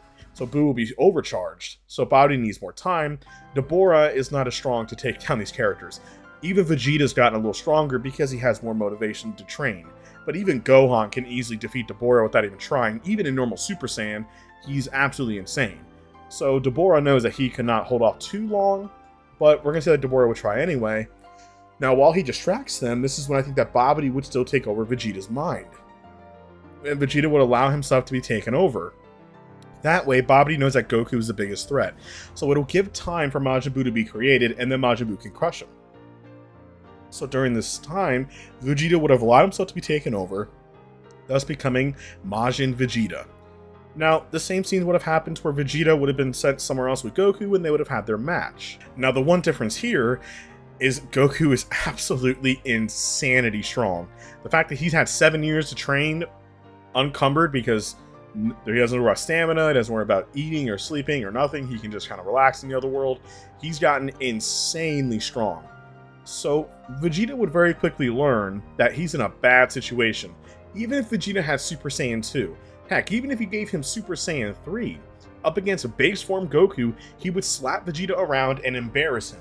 But Goku would still honor Vegeta's choice and he would still battle him. That's just what Saiyans do. And Vegeta would give him everything he has. Going Super Saiyan 2, attacking him. Vegeta's even stronger. His power level's a little bit weaker than Majin Buu, but he is a little bit stronger. But against Goku, Goku's not trying. And Vegeta's furious about it. Vegeta would even try to use his final flash to hit Goku. And Goku was impressed by the power. But unfortunately, against him, it's not going to work out very well. Well, once Vegeta would then run out of power, Goku was easily overpowering Vegeta because Goku was just far too powerful for Vegeta, and there's nothing that Vegeta could do against Goku, so Goku would have defeated him. Now, by this point, Majin Buu would have enough power to be completely revived, so by this point, when Majin Buu does arrive, though, Gohan would then continue fighting him, and Gohan would be overpowered because, remember, even though true Gohan is not as strong as he is because he has energy taken, as a Super Saiyan, he can hold his own, but Majin Buu would overpower him due to his healing. So Gohan would have supposedly been killed, but the Supreme Kai, or Kabuto Kai, would have saved him, taken him to the Kai world, and Dabura would have been killed and eaten. And in reality, it should not made a boot stronger, but whatever. But Dabura would have been still returned to Candy. This is when I think that Goku and Vegeta, they would have gone to go fight Buu, and I'm telling you right now, Majin Buu has no chance against Goku, since Goku would say, Vegeta, let me fight him. And Vegeta wants to fight Buu, but Goku says, no, you're not in the right state of mind. Let me fight him on my own. So Goku notices that Buu is more like a naughty child. He doesn't really know any better. So he's not going to kill him. Then I think here Goku would then trick Buu into killing Babidi, since, remember, Goku was able to do it and persuade Buu. I think Vegeta would have killed Babidi. Either way, or Piccolo too. So either way, Babidi would have been killed. I think Goku would have changed Buu's mind, and Buu would actually do good, and he would have the same arc that he did, to where he went off on his own, and no one really knew about him, so he's fine.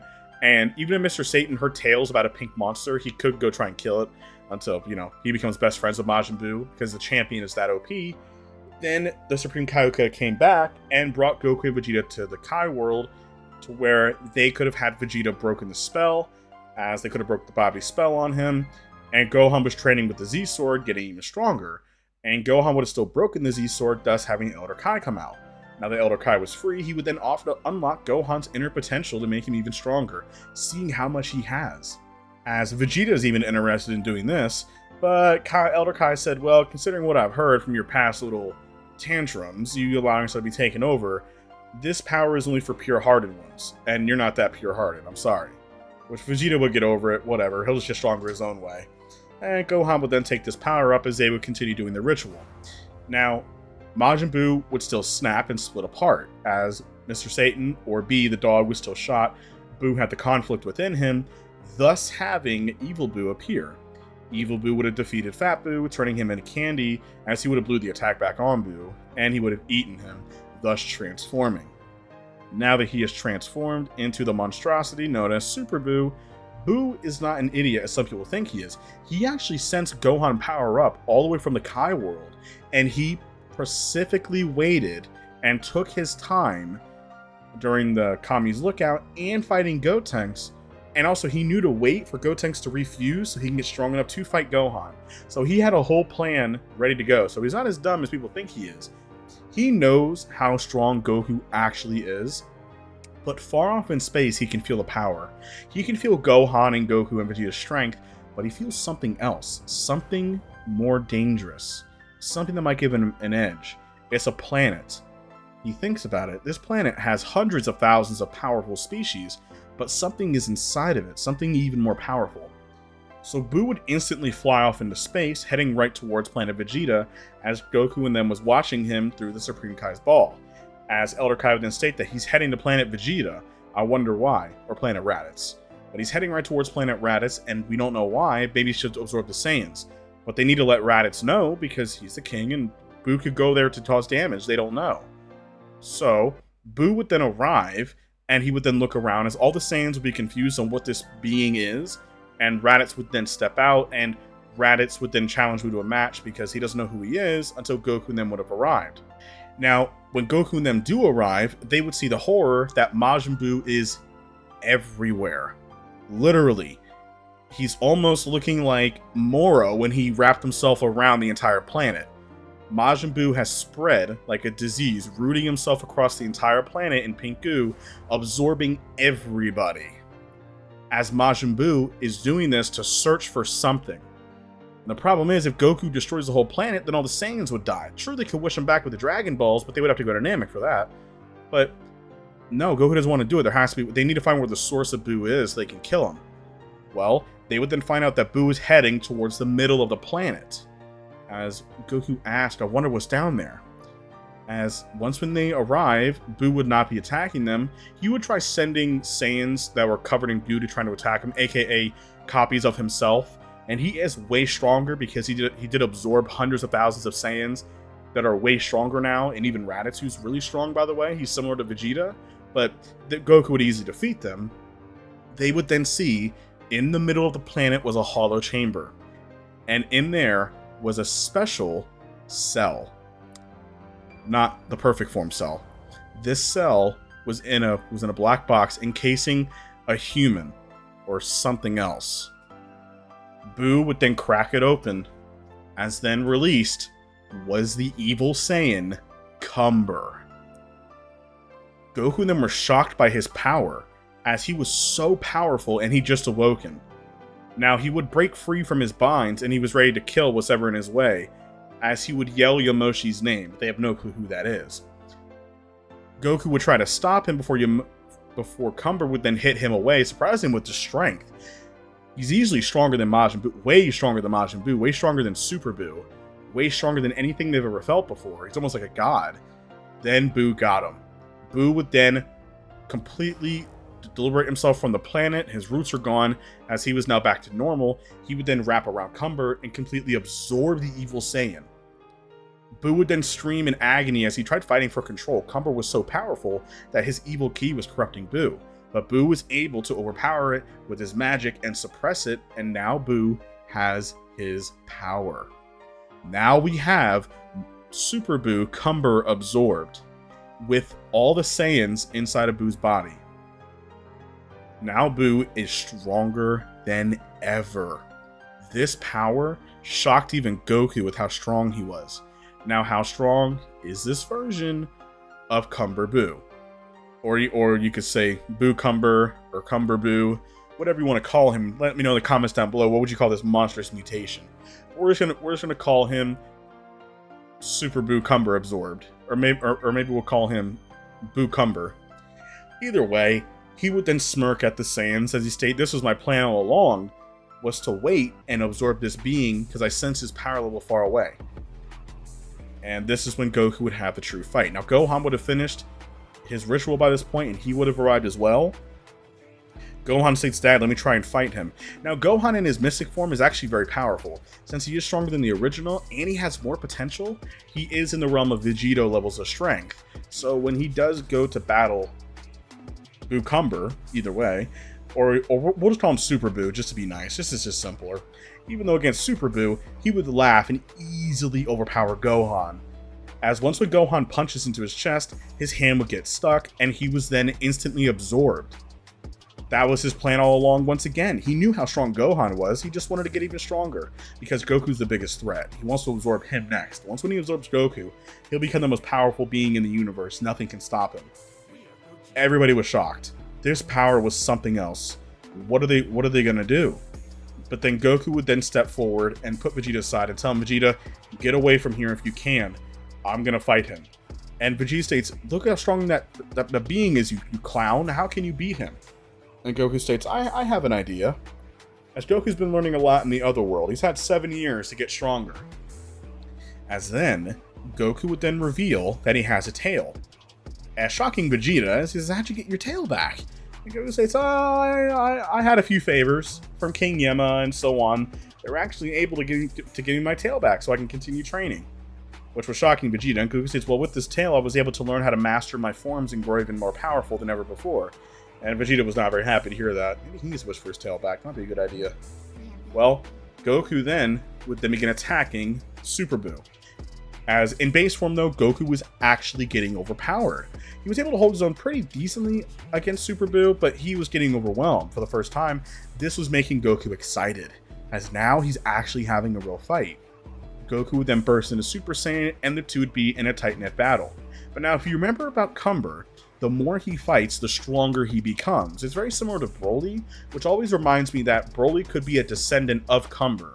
It actually makes sense given that he's a mutated Saiyan, and even when they transform, their eyes are missing, and they're just monstrous in power and size. It always wondered to me if Broly or a mutated Saiyan is maybe a descendant either of Cumber or Yamoshi. It always made me wonder, but I always thought it was Cumber was a descendant. But either way, Goku was able to hold his own pretty well against this version of Super Buu as a Super Saiyan, but he was quickly growing stronger. Goku would then go into Super Saiyan 2, and others would then arrive by this point with the help of the Supreme Kai, Piccolo, and the others. And Piccolo and then the others would then be confused. As Supreme Kai would then state, "Why is Goku not going to his full strength?" Piccolo then states, "You clearly don't know what a martial artist is." Goku is testing his power against him, going up stronger and stronger to see where he gauges himself at. And Piccolo states, if he had 7 years to train, trust me, he would not purposely do this if he didn't have a plan. Goku's up to something, they can tell. As then, this is when Super Buu would then go to his full power, to where he gets even stronger, having a reddish, glowish aura around him.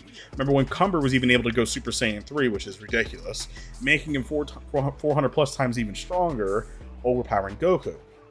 Goku would then burst into a Super Saiyan 3 instantly, having full mastery over the form now because of the tail helping him. Goku would then combat him, but he was beginning to get overpowered once again, until Goku would then smirk, as he would then tell Super Buu, "Do you really think that I would be messing with you like this, not knowing that I have a backup plan?" And Super Buu's no fool, he knows that he has something up his sleeve. Goku would then begin powering up, getting stronger and stronger and stronger, and then his top G would then explode off, showing red fur. Goku then transformed into a Super Saiyan 4, shocking everybody. They didn't think this was even possible.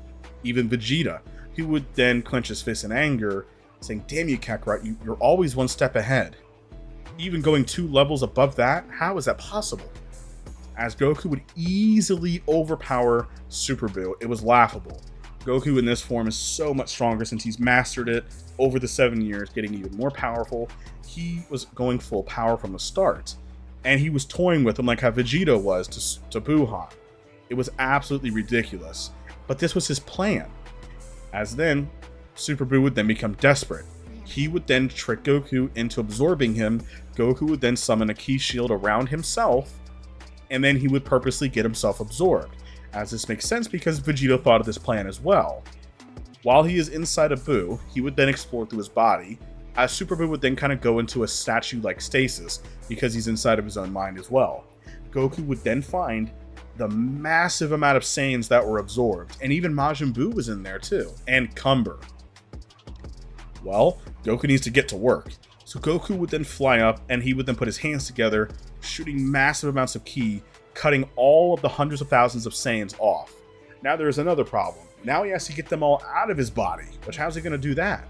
Goku then thinks of an idea. Well, Majin Buu does have all those holes from his body, from his head, his shoulders, and when he gets angry, Goku has an idea.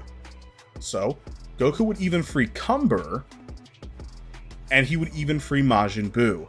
This would then make Buu start screaming in agony as he's reverting to Kid Buu, as he would then use his energy to then gather the hundreds of thousands of Saiyans that were absorbed and all the other people up, and he would use it in a single file line. They would then all escape, as all of them would then pop out in massive amounts. This pretty much shows over 100,000 cocoons landing everywhere. Goku barely did it, as it all landed on him pretty comically, and Goku was laughing on how he was able to do it. Now Majin Buu was screaming in agony as he would then turn into Kid Buu. Now we know that Kid Buu is Black Air Force energy. We know that he would instantly try blowing up the planet, but Goku was already there. He would have kicked it away, and he would have incinerated Kid Buu. It wouldn't even be a battle. Kid Buu would have had no chance. Now Goku knows about Cumber. He knows that Cumber is a lost cause, and they cannot take chances with him. He's still unconscious, so what are they going to do about him? Well, the Supreme Kai states that we can seal him away, and Vegeta states, no, are you a fool? You need to kill him. Because if he came out of that chamber and he was already looking to destroy everything, there's no goodness in him. So Goku would not take the chance. He had to remove Cumber, because if he didn't, true, Super would have been a little bit weaker because of all the Saiyans out of him as well, and even Majin Buu. But he would have just been Kid Buu with Cumber absorbed, which is even worse, because now there's just pure evilness and psychoticness, really. So that's like giving Kid Buu steroids. So Goku would have also killed Cumber, incinerating him, but what about the good Majin Buu? Well, Goku explains that he senses zero evil in his heart. It's all peaceful and happiness. And he explains that Majin Buu split, so he removed the evil from him, so there is no evil within him. I think he deserves a second chance. And the chances of him splitting like that won't be happening again. Now, all the Saiyans would have been awakened, and even Raditz and the others, and they would have been utterly shocked to see Goku as a Super Saiyan 4. It was ridiculous. And Goku would then smile as he would tell Raditz, well, you know, brother, you can have this form too. I'm going to be teaching all of you how to do it. And they were shocked to hear this, and Goku explains, well, even Vegeta and my son Gohan too. If we can get you guys' tail for that matter. Raditz is the only one that actually has his tail currently. Vegeta got his cut off and got it removed. Gohan doesn't have his, same with Goten. And Goku explains, don't worry, brother, I'll teach you how to do it, I promise. So now that there was peace restored after the Buu arc, this does change up massively. There was no fusions or any craziness. Peace was finally restored. But one thing that it did do is it really opened some of the other Z Fighters' eyes that they need to get stronger to keep up with Goku. Because if Goku was not there, that Buu creature would have killed everybody. They would have had no chance. Even beings like Piccolo knows that he needs to get stronger. As Dende was already the new guardian of the Earth, having the new Dragon Balls, Piccolo would then meet up with Dende a couple months afterwards. And this is a few months, or about a year right before Battle of Gods. He would then speak to Dende about using Shenron, if that's okay, which Dende is fully fine with. Piccolo would then ask Shenron to unlock his inner potential. Piccolo doesn't want to be useless anymore, he wants to get even stronger. Gohan having his new mystic form, he's training that to get even stronger, as we know. Even beings like Goten is getting stronger, and Vegeta definitely has the most drive. Vegeta would even state that Kakarot can keep that stupid Super Saiyan 4. I'll try and find my own power. And I think Vegeta pushing himself over the next few months, he could unlock Super Saiyan 3 potentially, but I think that Vegeta by that point would then cave in, and he could go with Piccolo to ask Shenron to have his tail. That could be a possibility, but I think Vegeta could even do it artificially like how Bulma does, which I think that's probably what would happen, is to make it more fun to how it was in GT, Bulma would tell Vegeta that she even has a way for him to turn into a great ape without needing the tail, which would shock Vegeta, because Bulma's the awesome wife. And so when Goku was training, remember, and also too, how would Goku come back to life?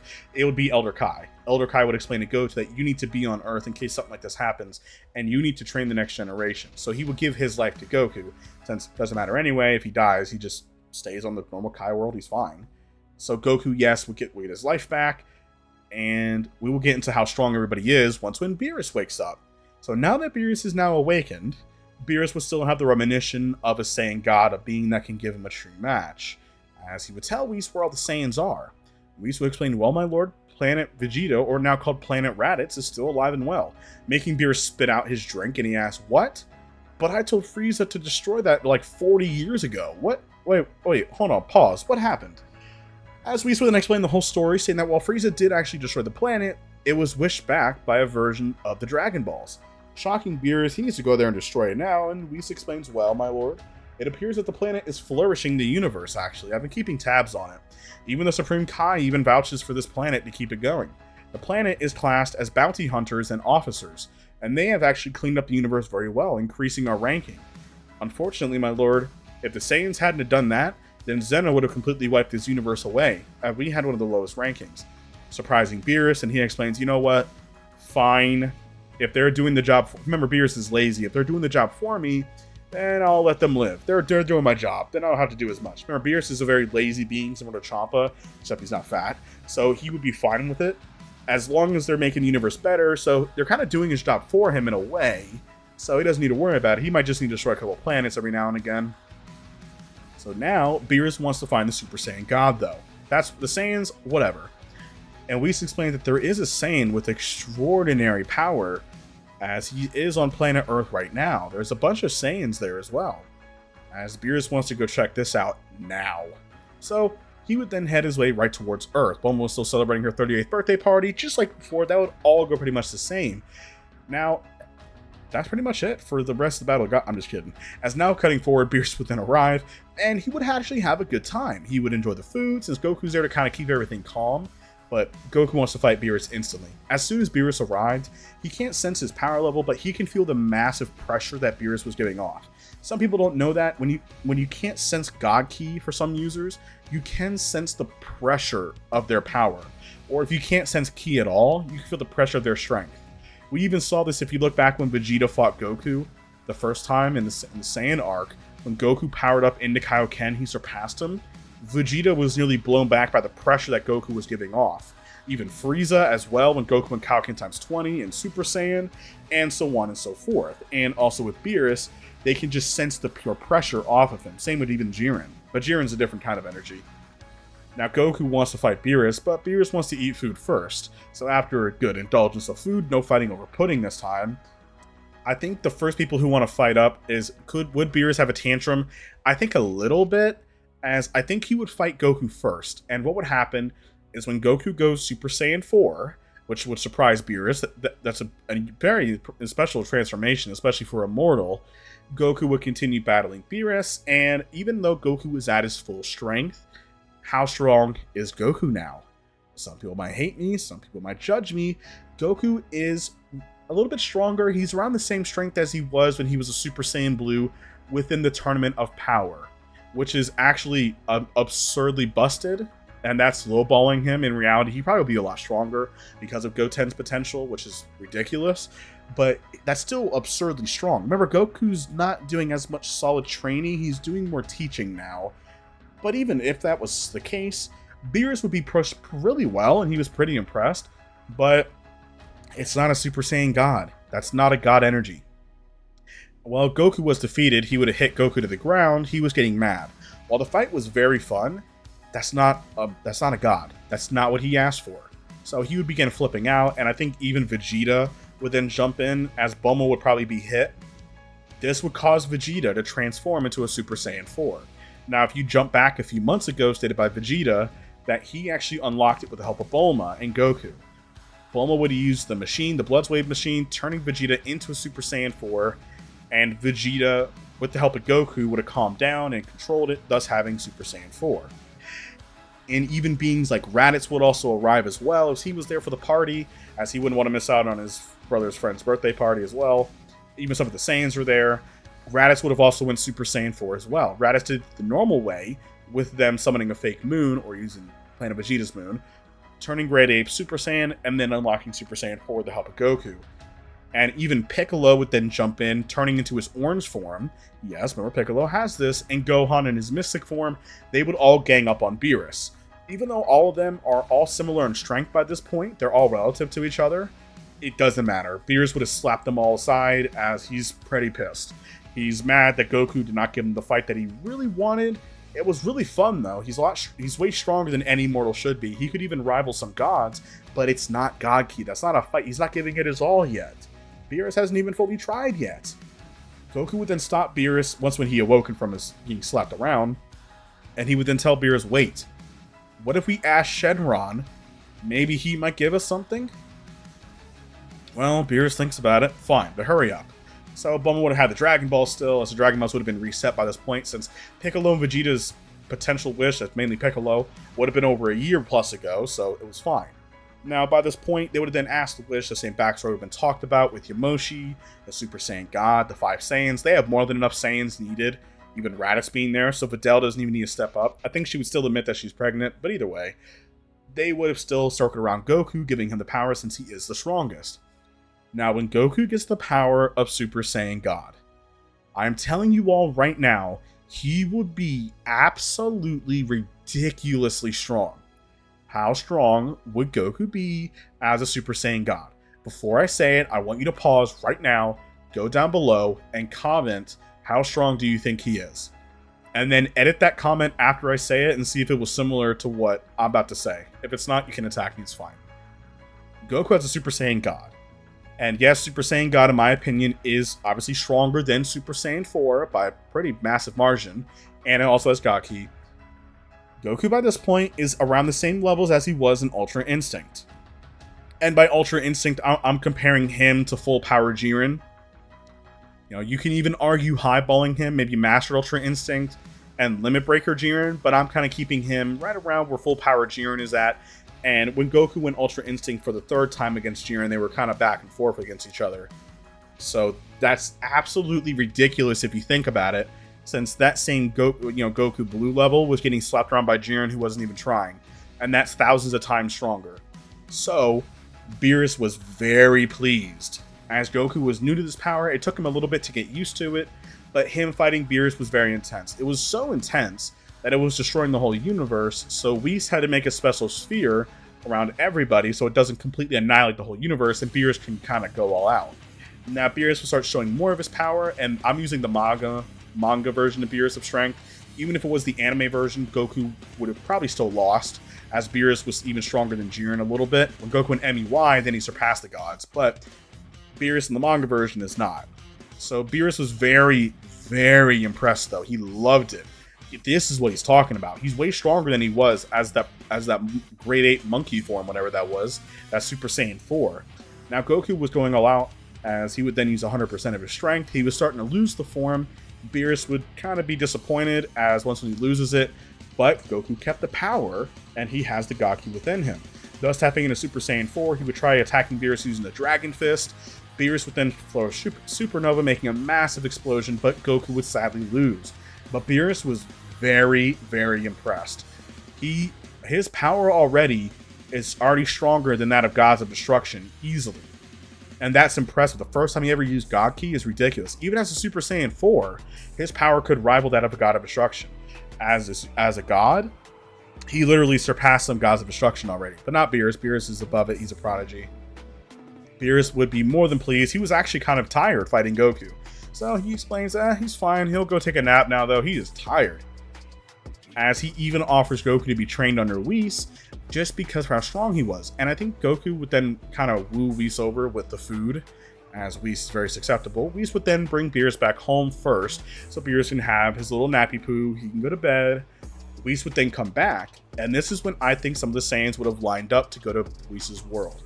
And this is who I think is going. Goku, Vegeta, Raditz, and Piccolo. The only person who wouldn't go is Gohan, because Gohan is the last defense for Earth if something happens, but also because he found out that Vidal's pregnant, so he doesn't want to leave her, but he does promise that he will go there in the future. But Gohan will continue his training, he promises. So, those four will head to Whis' world, or Beerus' planet, and they would begin their training. Now, as you know, if all four of them train together, they would be absolutely insane. Their power would be absolutely ridiculous, even after 2 years of training. Now, okay, what about the Golden Frieza arc, or Resurrection F? Well, or Revival of F. Well, I'm telling you right now, unfortunately for Frieza, he would have a pretty bad time. You have so many OP beings, and even Gohan and Mystic might actually be able to fight Frieza pretty well. Maybe not Golden, but he'd be able to fight Frieza pretty well. Well, if Frieza was even revived and he did train for even for like a whole year, it wouldn't have mattered. If he would have went back to Earth to fight them, once when Goku and them arrived, they would have absolutely annihilated Frieza. It would have been bad. Frieza would have been killed. So if Frieza even tried to go, Frieza would have been absolutely annihilated. It would have been a laughingstock for poor Frieza. But what I think will happen is Frieza would still arrive, Gohan would actually push final form Frieza into his golden form, when Goku and them do arrive, well, who would step up to fight Frieza? I'm going to say Vegeta. I'm going to give Vegeta the limelight here. Vegeta hasn't called a W in a while.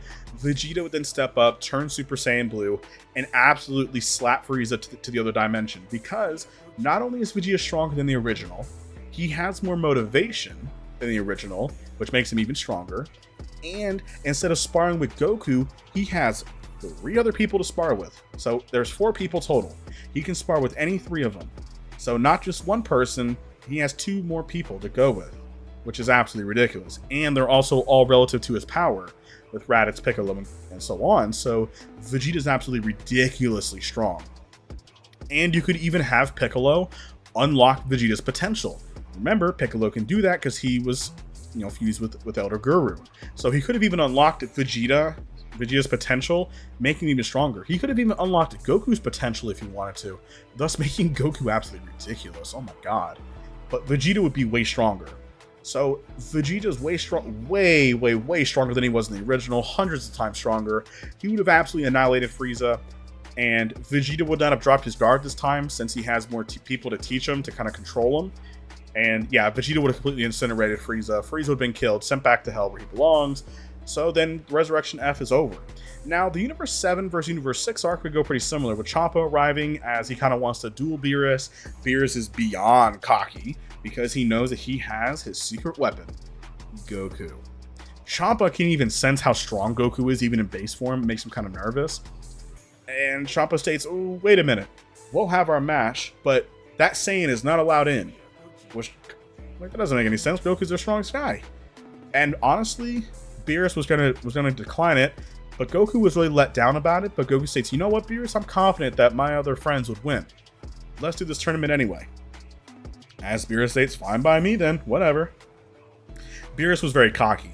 So they would still have the tournament set up, but Goku's not in this tournament. He has to watch, which really, really sucks. But it is what it is. I mean, like, what else is he gonna do, Beerus really wants to win, and he tells the Saiyan, look, are you confident that your friends will win? Goku is. He states, fine. You're going to have to sit this one out. So they do so. But it doesn't really matter anyway, because even if you had Piccolo, Gohan, Raditz, Vegeta, or even if you had Piccolo, Raditz, and Vegeta, that's all they really need because of how absolutely busted everybody is. Now, I think by this point, we would then have somebody else appear. Somebody who's been in the background for a long time. And do you know who this is? Well, they do need 2 more people. Yamcha has actually sadly retired. He went toward more in baseball because he's the GOAT. But there are 2 Earthlings that want to step up. They've been doing a lot of training secretly that Goku knows about. And that is Tien and Krillin. You think I forgot about those 2? Oh, absolutely not. Those 2 have been on the sidelines, but they have gotten much stronger as time went on. And we'll get into this in a minute. So, Tien and Krillin would then jump in as well. So then you have Vegeta, Raditz, Piccolo, Tien, and Krillin. That's 5 people, which is plenty what they need. So, Krillin would then jump up first, and he would be fighting Potamo.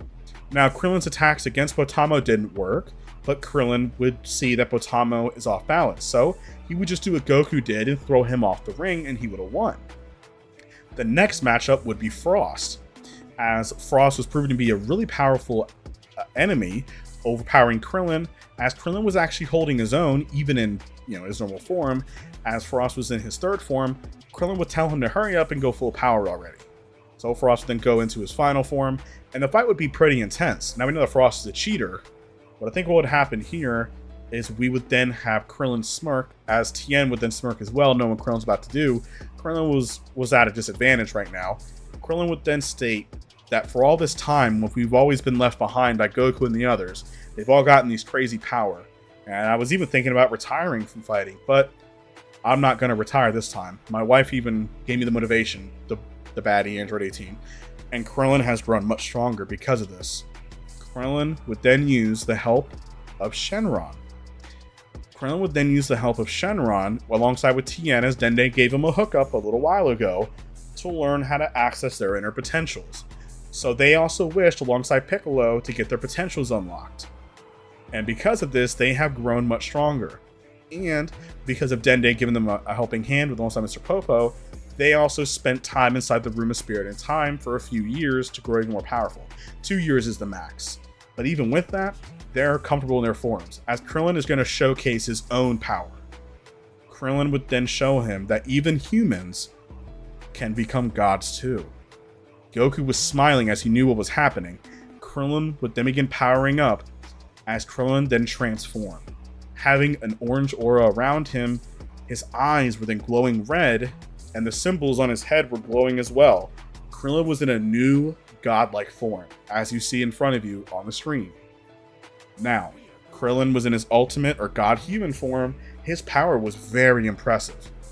as he's a little bit weaker than Super Saiyan God Goku was against Beerus, but that's still beyond impressive. That's a huge power up.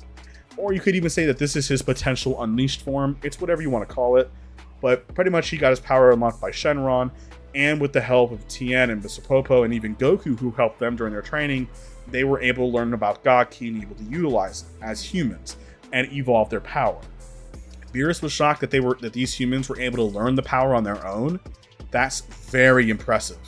Even Whis was surprised. Very few mortals have done that. Well, Krillin would then fly in and absolutely annihilate Frost, and then Frost would then appear behind him, trying to use his secret little dagger that he had to poison Krillin. Krillin would then grab his wrist, as he knew it. He could sense that Frost was doing something bad, and he twisted his hand and saw the small needle. As Frost could not get out of his grip, the referee would then look, and he would then pretty much say that Frost has been disqualified. As Krillin would then grab Frost, pulling him closer by the forearm, telling him that you are a disgrace as a fighter. You are that dirty that you would try poisoning somebody to win? Frost would try punching him, but he would easily catch his other fist and say, "You do not belong in this ring." As he would then toss Frost like he was a toy, right off the ring. So Frost was now disqualified. Hit would have also beat him, as you guys remember. He tried sneaking to grab the Super Dragon Ball, so we saw how that worked out. Well, then Krillin was now classed as the winner. And next up was actually Kaba. Now, I think what could happen here is you could have Vegeta be interested to go fight Kaba, but I'm actually going to say that you would even have Tien or somebody show up. I think this is when Krillin would then drop out, as he could continue for now, but he wants to swap places. And Tien wants to take the front stage. So Tien would then take the stage and he'll fight Kaba. Now, this is when I think that Vegeta would tell Tien to do what he needs to do. Tien understands what he means. He wants to see Kaba turn into a Super Saiyan, which Kaba doesn't even know what that is. And this is when I think that Tien would then begin beating on Kaba, which goes against his teachings, but Tien knows that this is to make him stronger. This is what a master does. So he would push Kaba, explain what he's going to do to his family and more. This would then make Kaba snap turn to a Super Saiyan, and he would overpower Tien initially, actually pushing him back. And then this is when Tien would then grab his fist, as he would then smile and state how proud he is of him, and look at how strong he is. Tien will then honor him by showing off his form, as he did the same thing that Krillin did, pushing his limits as well. Tien would then transform as well, as his god form is what you see on the screen here, as he was radiating with power. His power is pretty much the same as Krillin. They're pretty relative to each other. As Tien would then try to train Kaba.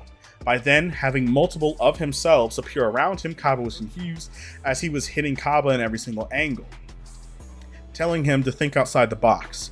Kaba would then realize that when he splits apart, his power is only 1/6 of what it was. So he would quickly dodge them and quickly overpower them, as then he would then put them all back together, as he would then deliver a one-shot to Kaba's stomach, knocking him out of the ring as Kaba was defeated. But then Tien would then help Kaba up and raise his fist in the air, and he would then shake his hand, saying that you have a true warrior with a pure heart. That new power that you have is very useful, but there's more power beyond that. Continue pushing it. And I want to have another match with you again someday.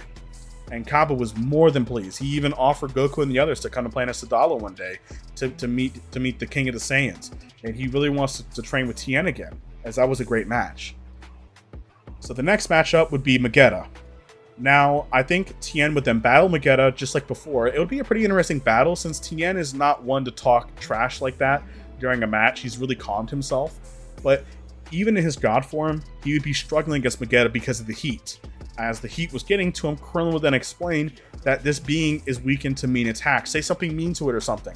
Because when Tien said something mean before, Vegeta seemed bothered by it. Tien would then charge up his God Tri-Beam, readying the attack against Vegeta's massive lava blast. He would then tell Vegeta that he's a bunch of scrap metal and he's weak and horrible, which would hurt his feelings, weakening him enough for the God Tri-Beam to then hit Vegeta, defeating him, knocking him off the ring. And Tien would then peacefully step off the ring, as that fight took everything out of him, and he respectfully declines to continue fighting. So it is Krillin, Vegeta, and Raditz. I think the next one who wants to jump up is Vegeta, as he wants to fight. But I think then Krillin would then put a hand on his shoulder and say, "Wait, Vegeta, this next guy, something's off about him. Let me fight him first and gauge where he's at. And then that way you can study it." Vegeta was against it, until Goku would explain to Vegeta let trust Krillin. I trust his judgment, Vegeta. Let him. I want to see how this guy acts first, because then you have a better chance of beating him. Or maybe he's not that strong, but I don't know. Something about this guy is different. So Krillin would then bow to Hit, and Krillin would then go to his God form, and he would try to hit him, but Hit would easily just be phased through the attack, and a powerful punch would then hit Krillin as he did time skip, launching Krillin back. Krillin was shocked by this, and then Krillin would then say, I get it. You're freezing time and then jumping forward by just a split of a second. That's incredible. As Krillin does respect him for that, Hit would then deliver way more powerful blows to Krillin, and Krillin would then be knocked near the edge of the ring as Hit was overpowering him. Krillin would then get back up as he explains, no matter what, I'm not going to give up. The only way for you to beat me is to kill me or knock me unconscious off this ring. As Krillin has a few techniques of his own. Krillin would then fire dozens of Destructo Discs all around him as he would then use the Solar Flare technique. Hit was actually surprised by this attack as he was blinded, as then the Destructo Disc all head right towards Hit. As Krillin was planning on cutting the arena below him and trying to deliver a not crazy lethal blow, but trying to remove one of his hands or one of his feet so he can't really use his time skip much no more. He was in shock to see that Hit would then use the time skip as all those attacks phased right through him, and it just cuts pieces of the ring off. And he would then appear behind Krillin out of nowhere, stating, that was an impressive technique, you almost had me with that one. But the match is over. But you have my respect. A powerful blow to Krillin's stomach would then send him right off the ring as he was defeated, but the rest of the fighters were proud about what he did. And his strategy worked perfectly. Krillin would then explain to Vegeta, do you understand what I mean now?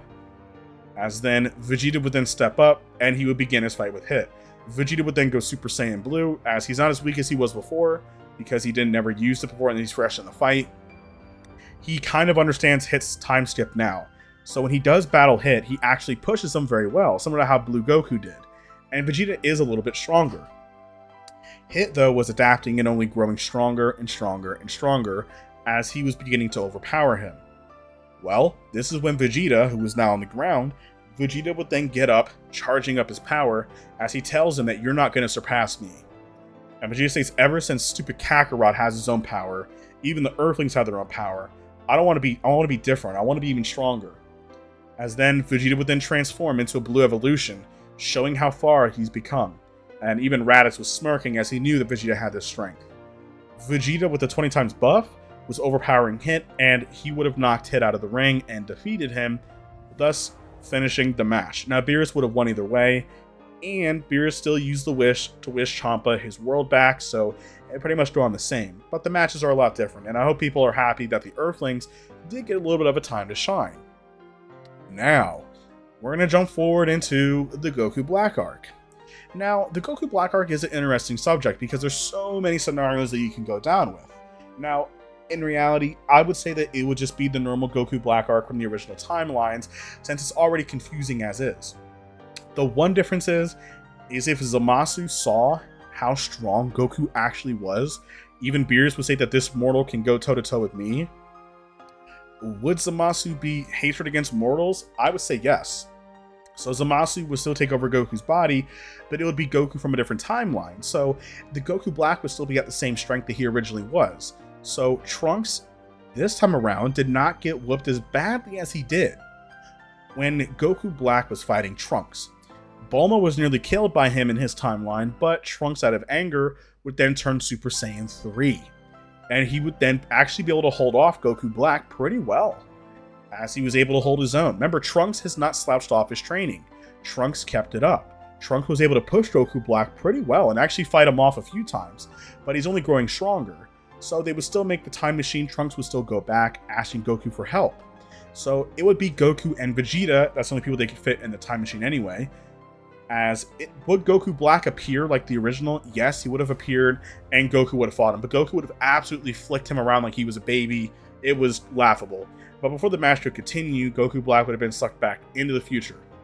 Now, that was done, Goku and Vegeta and Trunks is all that they need, as the other Z Fighters need to stay here and protect Earth in case they don't come back. So, even though Time travel was not allowed. Goku did have the Zeno button, by the way. He would have still met Zeno just like before and become friends with him. That would have gone the same. He would have also brought up a tournament as well. That would have all gone the exact same. So none of that other side would have really changed. So people would have been freaking out seeing just how strong Zeno was. But anyway, carrying on forward. Once they wrap to the future, the one downside is how strong Goku is. Even Vegeta, who's way stronger. Vegeta would step up and he would absolutely annihilate Goku Black in their match, overpowering him with absolute ease. And Goku Black would then turn Rosé, which even in Rosé, Vegeta was still overpowering him, and Vegeta would then go Super Saiyan Blue Evolution, beating the brakes off of Goku Black, nearly killing him before Zamasu would then arrive, who wished himself to be immortal. Now, they realized that they have no chance, so they decided to do the fusion, so they would then take off one of the Batara earrings, fusing into Merge Zamasu. Even Vegeta in Blue Evolution could actually hold his own against Merge Zamasu. And he was actually, the fight was pretty similar to Vegito versus Merge Zamasu, and because remember, Vegeta is way stronger. Now remember here, is that Merge Zamasu was only growing stronger because he was mutating, he was getting bigger in size, deformed arm. Well, Vegeta here would then look at this and he states, I don't have a chance anymore because I can't beat them. They're getting too strong, as he was getting overpowered slightly. But he did a really good job though. Goku would then step in, and Goku would then, and in reality, he could just go Super Saiyan 4 and kill him. Goku has no choice, so Goku would then burst into Super Saiyan God, which is more than enough. He would absolutely annihilate Merge Zamasu. As he has no chance, Goku would then use the Hakai technique like he did in the manga. And this would slowly erase Merge Zamasu's physical form until he did appear across the universe as Universal Zamasu. Now, what could happen here is Goku would then summon Zeno and explain about the bad guy up there. Zeno would have erased it, and they would have escaped just in time. They would have then gone back and then got that Zeno, so Zeno does have a best friend, so Goku did keep his promise. What also would have happened is they would have sent Trunks to a copy of his timeline, so all was brought back to peace. So, unfortunately for Goku Black, he would have been absolutely annihilated. And even if, let's just say for laughs and giggles, that he did take Goku's body from this what if, Goku having potential, Goku having Goten'S potential. Goku knows about fusion. He could have fused with Vegeta, and since Kawasu and the Supreme Kai were there, Goku and Vegeta could fuse into Vegito, and they would have absolutely annihilated Merge Zamasu. Remember, Goku Black was not as strong as Goku was as well. He was getting overwhelmed. So he would be a little bit weaker than this current version of Goku. So either way, the ending would have been the same. But either way, now the Tournament of Power. Also, if you guys have made it this far, with this video being nearly 50 minutes long, and this video probably being well over an hour long, let me know what you guys think down below about the longest part ever. What do you guys think about it? Do you guys like this long part? This is just for you guys. But anyway, the Tournament of Power. Well, for the Tournament of Power, it would go really one-sided. Since you have Universe 7 having one of the most OP beings ever, even the Earthlings are even stronger, you would have the same lineup just like before with the androids. You would have Raditz, who would also replace Majin Buu as well. And the Earthling, with Krillin, Tien, Roshi. So it'll be Goku, Vegeta, Piccolo, Gohan, Android 17, 18, Tien, Krillin, and so on and so forth. And of course, you can, have the legendary Majin Buu, but Majin Buu fell asleep. Now, I don't think there would be Frieza there because they don't really need him. And I think Raditz and Vegeta would be against it, so Goku would not go forward with it. So Frieza's still in hell suffering. But they don't really need it, since Beerus is very cocky that they're going to win. There is no other mortal stronger than Goku by this point. Well, as the turn of power starts, it'll start off very similar with Gohan leading on the group, as the Earthlings would last way longer, holding on much better. Pretty much everybody. The only person that will probably be knocked out is probably Roshi. I would probably say Roshi, as even Tien and Krillin would stick together and they would be really strong. Now, as for Tien and Krillin are teaming up in their god forms, as they're actually battling one of the more powerful beings. They're actually battling Toppo. And Toppo, a 2-on-1, they're actually able to give Toppo a good fight, forcing him to become the God of Destruction mode, and he was overpowering them. Now, this is when Tien and Krillin have a pretty cool idea. Now, true, the height differences are massive, but Tien and Krillin have a way to do fusion. As they were surprised to hear this, then the Supreme Kai would then throw the earrings towards Krillin and Tien. Now we know that this isn't allowed initially, but even Kale and Caulifla did it as a backup. They have a backup too. And Zeno would be fine with this, saying he wants to see it. So Tien and Krillin would have the Potara fusion for over an hour. They would then transform into Krien. Comment down below what you guys want a Krillin and Tien Potara fusion to be. But anyway, the fusion would then be really powerful, actually being stronger than Toppo, even as a god of destruction, overpowering him. And they would then use a Tri-Beam Kamehameha, putting the attack to their forehead after charging like Kamehameha, firing it at Toppo's Hakai Blast. Toppo would have been knocked off the arena. And then I think when Jiren attacks them all, now that the final people are left, you would have... Now, Gohan, I think, would have been knocked off over time since he would have fought Jispo and the others. So he would have been defeated. And I think it would honestly be Jiren versus Goku, Vegeta. You would even have Krillin and Tien's fusion. Android 17 would probably still be alive because he's the MVP. So they still have a massive lineup of people to fight Jiren. So Jiren would just get overwhelmed. But I think this is when Goku will make sure to tell everybody else to go handle anything else. He'll fight Jiren first. Which Vegeta doesn't like that because he takes all the glory for himself. But they do have a bit of a problem. They have to go fight Kefla and Anilaza and even Hit, since Hit did not have time to fight Jiren. So Goku would then fight Jiren on his own. Now Goku would then go Super Saiyan 4, and even that power alone was enough to actually overpower Jiren first. Now when Jiren does go Limit Breaker, their match was so intense when they fight, Goku would then go into Super Saiyan God, and Goku would then push it even further into Super Saiyan Blue, which is overkill by this point. He would have fought Jiren and completely overwhelmed him. Their match was so intense, though, that it was destroying the entire arena, knocking a lot of people out. The only people that were actually left because of the match was actually Vegeta, Android 17, Piccolo, Goku, and Jiren. Those were the last people that were left. And they only have about 5 minutes left. Well, Goku would then show Jiren his full power. Goku was saving on using this as he wants to fight Beerus again with this power. As Goku would then charge up, he would then turn Ultra Instinct. Shocking everybody that he could use this power, Whis was not surprised, as he knew that Goku had this power within him during their training in secret. During the nights, while everyone else was sleeping, Goku couldn't really train with them much because of how strong he was. So they did training inside of Whis' staff together, and Goku was able to learn it while fighting against Whis. And it took a long time, years of practice, but Goku was able to figure it out. And Whis has never been more proud. Goku's power by this point has easily surpassed the Gods of Destruction. Laughable, even beings like Black Frieza will be punched away within a single shot. Goku can pretty easily defeat Beerus, as Beerus is one of the strongest ones. Goku can easily fight all the Gods of Destruction if he wanted to, and he's not even going all out yet too. Goku's power is easily about to rival the Angels soon if he ain't careful. They were all shocked to see how strong Goku was, as Jiren was one shot out of the ring and he was defeated. Well, now that he was defeated, Universe 7 is now the winner of the entire Tournament of Power. And there was peace once again, as since Gohan was technically the team leader, but he was knocked out, so Goku was given the wish. And so Goku would then explain, well, can you wish all the universes back that were erased? Because if they didn't, Zeno would have destroyed everything. He already predicted this. So there was peace once again across all the universes, as Jiren wants to fight Goku again, and vice versa. Now, what about the Broly movie? Well, the thing with Broly that you have to really think about is if Paragus was found, he would be found by Chi-Lai and Lemo, and they would explain that the Saiyans are still alive and well. So when Paragus actually would go to Planet Vegeta alongside Broly, he would then meet Raditz, and Raditz would then sit down with Paragus and talk to him. And I think he would explain everything, and yes, King Vegeta's there, he's just really old looking like Paragus. I think they would let bygones be bygones, as I think Paragus initially, Frieza was really manipulating him and pushing it onward.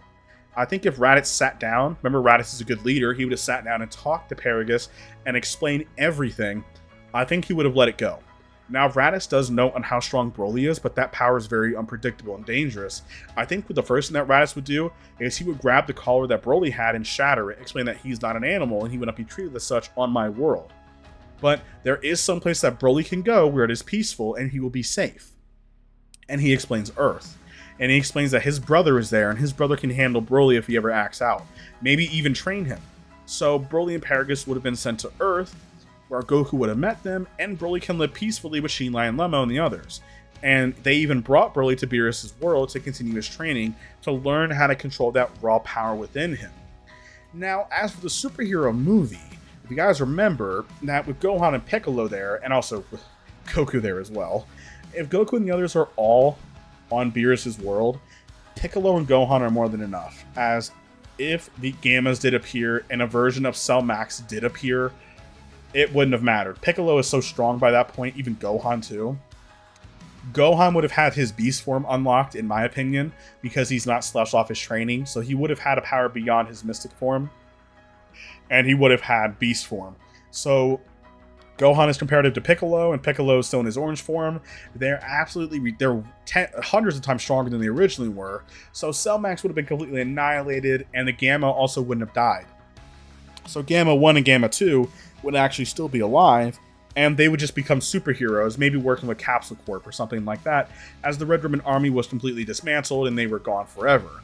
Or somehow they always come back. Now, as for the Moro arc, would be interesting. I think Moro, would he go after Namek? Potentially, but I think he would probably go after Planet Vegeta, or Planet Raditz first. Even if Planet Vegeta. Even if Planet Raditz, I think he would have a rude awakening. Raditz being a Super Saiyan 4, and by then, he would have been a Super Saiyan Blue because he trained on Beerus' world, is pretty busted. You even have people like Broly, and then it doesn't matter anyway, because let the boss music commence because Goku's arrived. Goku would absolutely annihilate Moro, even if he was younger and was at Beerus' level of power when he absorbed Beerus. Goku can just go Ultra Instinct, and he could have Hokkai'd him and completely annihilated Moro. It would have been absolutely atrocious. It would have been really bad. So Moro would have had no chance at all. And also, too, the Saiyans would have known about Moro, so they would have told Goku about it, and Goku would have headed right over there, as either Goku could have unlocked instant transmission by being in the other world, remember? Because he would have learned the fusion dance, maybe some Yardrat people. Even if he didn't know, I think that spaceships, or even with the help of the Supreme Kai or Whis, taking them to there would only take about 5 to 10 minutes, or even 20 minutes. So he would have gotten there and completely annihilated Moro. So Moro would have been completely annihilated. There would have been no more peace for that guy, unfortunately. Now, since that Moro was defeated, well, there's no Black Frieza arc since Frieza's completely gone. The one thing that I think could happen is the Granola and Gas arc. Now, what could happen here is Goku is on Beerus' world training alongside with Broly and the others. So I think you could even have somebody like Gohan and Raditz actually team up, Uncle and his nephew. You can have them be one of the main characters, even alongside Piccolo, and have them be the main characters for a little bit, even alongside the Earthlings, as Granola would still make his wish to kill all the Saiyans. He would have gone to planet Raditz, and he would have attacked all the Saiyans. Now, Granola is absurdly strong, and if Raditz and the others would have attacked him, and I think also, like, even beings like Gohan and Piccolo could be there. Maybe they're visiting Planet Vegeta. And if that was the case, it would be really interesting to see the main characters there. Even the Earthlings should go there, like Tien and Krillin, even in their god forms, which is more advanced, even stronger. Now, against Granola wouldn't really matter. Now, either way, though, Granola would have started aging and getting defeated. Now, if Gas did make his wish, and he became even stronger than that, Gohan and Piccolo would begin to get overwhelmed. Two options would happen. You would either have Goku arrive and save the day, or you would have them team up. The one thing that I think would happen is Gohan would then use the Spirit Bomb. I know, he saw his father use it before in training, as Goku doesn't know how to use it. Remember, so how cool would it be if Gohan used a version of the Spirit Bomb, or he used a version of the Beast Cannon, but he asked all the Saiyans to give them their power. Remember, there's millions of Saiyans by this point, and they're all really powerful. Even like the higher class Saiyans are Super Saiyans, and some of them are even Super Saiyan gods, but they're not above Raditz, of course, because they all know the ritual. So imagine that. So then all of them give Gohan their power.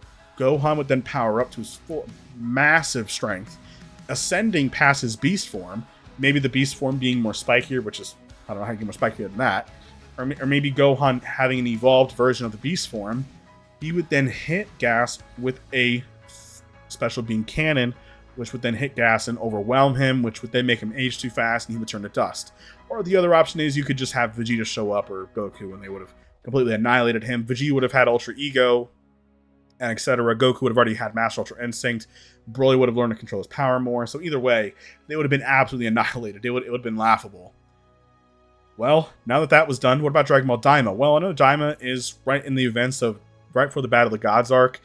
And in reality, if they were all turned into children, do you really think the Demon Realm can handle Goku either way? That'll be like GT Goku on steroids. He would annihilate the entire Demon Realm. It would be laughable. Because even Goku, around the time of the Battle of the Gods arc, he would just be able to turn Super Saiyan 4 too.